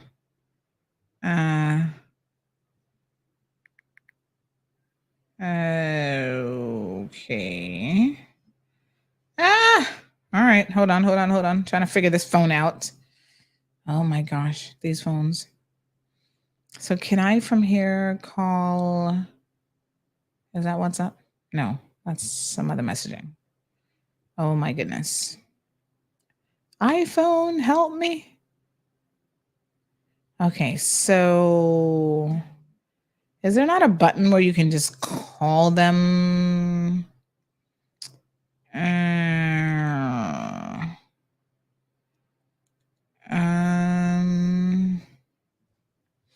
My goodness, they make this a bit challenging.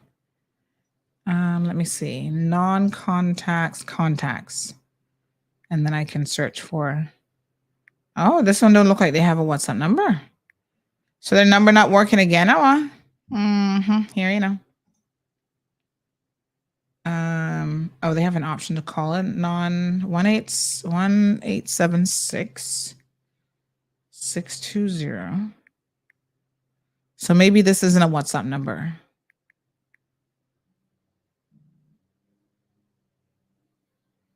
Yeah, I don't think this is a WhatsApp number is what it is. All right. So anyway, don't fall for these people. Employeeshomeassociation.com, likely to be a whole fraudulent situation. Folks, I know that people are desperate. We're actually going to go on Andre Stevenson's show soon. We've been trying to arrange it, but he's very busy. We're very busy. Try to see if we can warn people in Jamaica about these types of businesses. You know, talk about unemployment insurance corporation. They throw up all these big words to fool people because they figure, you know, you don't know what's going on. And so they can throw up a couple big words and whatever and have you fooled into thinking that this is a legitimate business. Anybody can throw together a little website like this, believe me, you. The organization offers unemployment income to employees that have been unemployed. Like, what does that even mean? Thus, maintaining the employee's financial condition for the duration of their unemployment periods when unemployed. What? That's nonsense. That's nonsense talk. They claim they have utility bill support, interest-free loans, home financial, no deposit on a home acquisition. Really? No phone number now. They say that they're at number 60. What? Knutsford Boulevard, Kingston, Jamaica. Let's see what they have here in the contact. So just a contact form and a Gmail address. The phone number has since obviously disappeared. Do not be hoodwinked into anything by these people. They are not honest people, folks. They spend $25 and they throw up a number. Does somebody say the number is working? Which hold on. Let me see here now.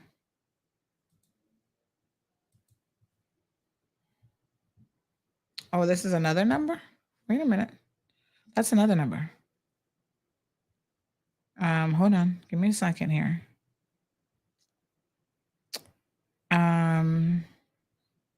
That's another 876 number. Child, they have them. 620.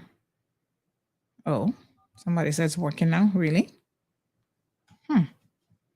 Number you dialed is temporarily and out not of working service. for me, honey If you child. feel that you have reached this recording in error, Y'all think they got CMR blocked? Has the word reached Jamaica about us? 1876. No, honey child. I think they got us. Well, they're not working for us. It says it's out of service. number you dialed is temporarily out of service. But wait a minute. This number. Hold on here. The massage guy, I just called him and he's coming up as an 876 number as well. How the hell? But that's not the number I have saved for him. What? Some scandalousness going on around here. Hold on.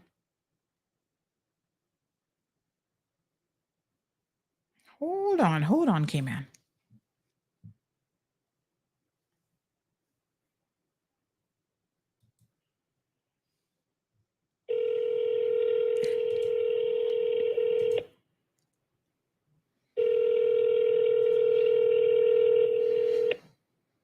Have reached the voicemail box of. So when I call it from that other phone, I can't get through. But on this one, it rings. What kind of scandalousness going on, Rania? Hold on. Let's try this other one. 620-1449.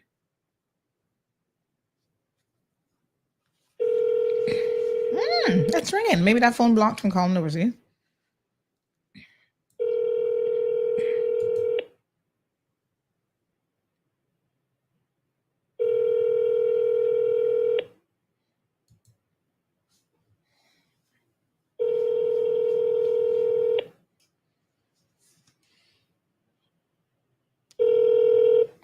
You are unable to leave a message as the inbox is full. Gary makes a very good point here. Again, consumer awareness is important. Gary says WhatsApp can't be recorded as end-to-end encrypted, so it should be a red flag if any number can't dial direct. Denver says just a suggestion, government should be increasing their business license fees 1,000% or more to come in proper line for the cost of business license fees. Well, you know what happened, Denver? These people have taken advantage of a bit of a loophole. So the last government to try to help Caymanians, right, have for many, many years now waived work permit fees. So essentially, you only pay the processing fee, the application fee of $75. And every Tom, Dick, and Harry is now taking advantage of that. To the caller's last point, construction companies are supposed to provide a list of contracts of who they have, it's lawn businesses, construction companies, as well as janitorial companies. But I'm telling you all, the latest scam now, and I hope to God that Works is paying attention, is they actually have people going and providing them with a contract when they have no contract for those people. They need to increase the fines, and when they find and prosecute these people, they all need to start going to jail. We need to nip this in the bud. Lying to a government agency should be considered a very serious offense. So if you lie and you claim that you have a contract with ABC company, right, and they're providing janitorial services, why would they need to lie about that? You know why they need to lie about that? Because they're taking out work permits for people and have no work for them. That's the scam in all of it. So one lie is perpetrated in order to do other things along the line. We need to get it together, folks. I'm telling you, we need to start with increasing the penalty for a lot of these offenses. And then get enforcement out there and start cracking some nuts. Simple.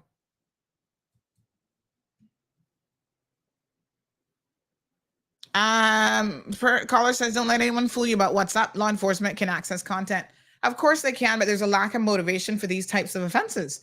So we're going to start to wrap up the show. Miss Olive says, as bad as you might feel about Jamaica and Jamaicans, you better believe a lot of Caymanians as major players in a lot of these illegal activities. So we have to call a spade a spade.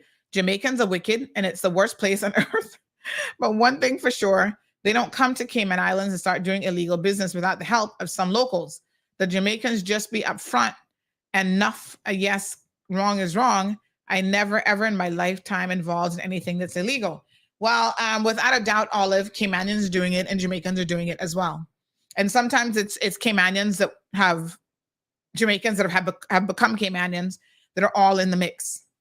But I don't really care who's doing it. It could be the Pope. If he's wrong, he's wrong. So yeah, some of our own people are doing it. Some of our own people are definitely entering marriages of convenience and other such things. And they're part of the work permit scam. Jamaicans doing it too. Jonathan says, if we got men down here making $100,000 a month or more, you think all the men are going to be faithful? I'm not sure what that has to do with the current conversation, but Jim says, and a hell of a lot of people are running businesses online without business licenses, and they're not Caymanians, residents, or even status holders. Denver says, isn't lying to a government agency a federal offense in the US? I wouldn't doubt it. And I'm sure it comes with much more sensible penalties than what we see here. All right, folks, that's all I've got for you today. So some headline news. CUC is warning you about an ongoing phishing scam. They're saying, do not believe it, folks. It is someone trying to separate you from your money. So if you get that CUC message, you don't owe them $2 and change. It's such a ridiculous message, actually, but don't click on the link that says click here. Don't click on it. Delete the message forthwith, right?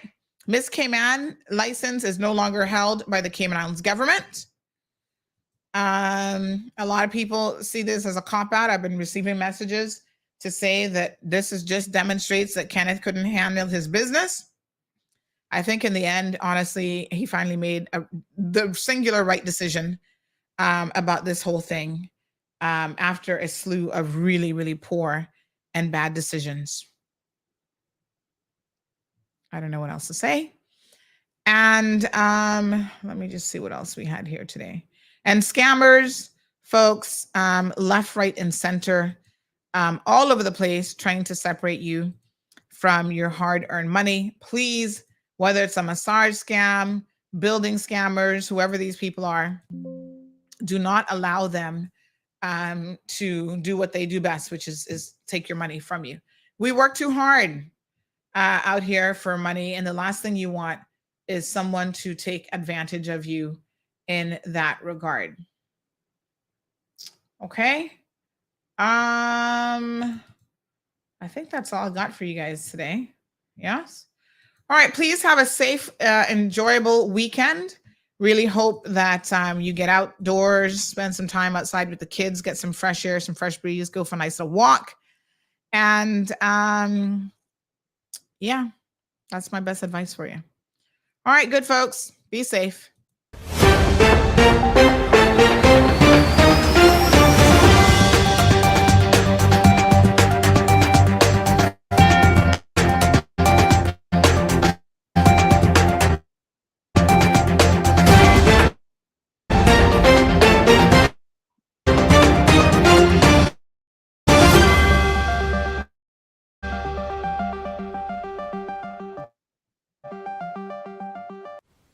Hello, I'm Kevin Watler, and this is your CMR Daily Buzz. Here's a summary of some of Cayman's latest headlines. 3 people were injured after a rental vehicle and a dump truck collided at the Lawrence Boulevard and Eshtley Tibbetts Highway roundabout yesterday. One of the occupants sustained a laceration to the head. However, all are believed to have sustained non-life-threatening injuries. Minister of Health and Wellness, the Honorable Sabrina Turner, has announced that the government has purchased the former Mariners Cove property to build a new wellness park. The minister made the announcement at the recent 6th Annual Youth Mental Health Symposium put on by the Alex Panton Foundation. His Royal Highness the Earl of Wessex visited the Cayman Islands Coast Guard base on his final day in Cayman on Wednesday. He was met by the Honorable Minister Sabrina Turner from the Ministry of Home Affairs and Colonel Errol Bathwaite of the Cayman Islands Cadet Corps. The Ministry of Tourism and Transport has announced the promotion of Louisa O'Neill to the position of Public Transport Inspector in the Public Transport Unit. She will be responsible for carrying out periodic inspections on Public Transport Board vehicles and permit holders to ensure that they are in compliance with guidelines. She will also be investigating and reporting on complaints against the conduct of permit holders, non-compliance with guidelines, poor service, and other matters. Now for your CMR weather update. It's brought to you by WG Charters. Sunrise at 6:48.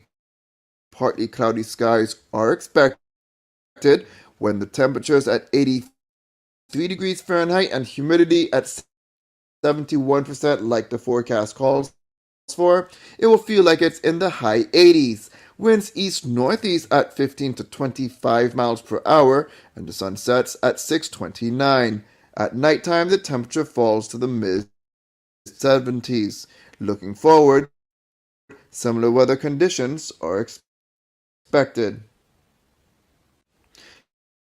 If you would like to know more on any of these stories, visit CaymanMallRoad.com or follow Cayman Mall Road on Facebook, Instagram, LinkedIn, Twitter, and YouTube. That's it for now on the Daily Buzz. Thank you for joining me. Please stay safe and God bless.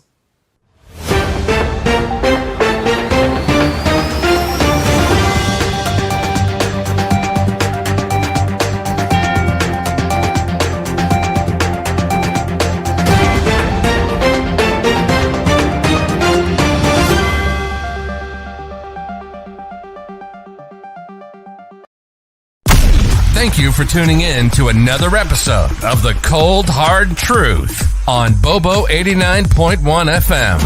Cayman's #1 talk show is live weekdays from 7:30 a.m. Never miss an episode again. Watch anytime on CMR's Facebook and YouTube channels for the latest show episodes. Don't forget to follow us online on our social media channels. And visit CaymanMarlRoad.com for all the latest news and community happenings.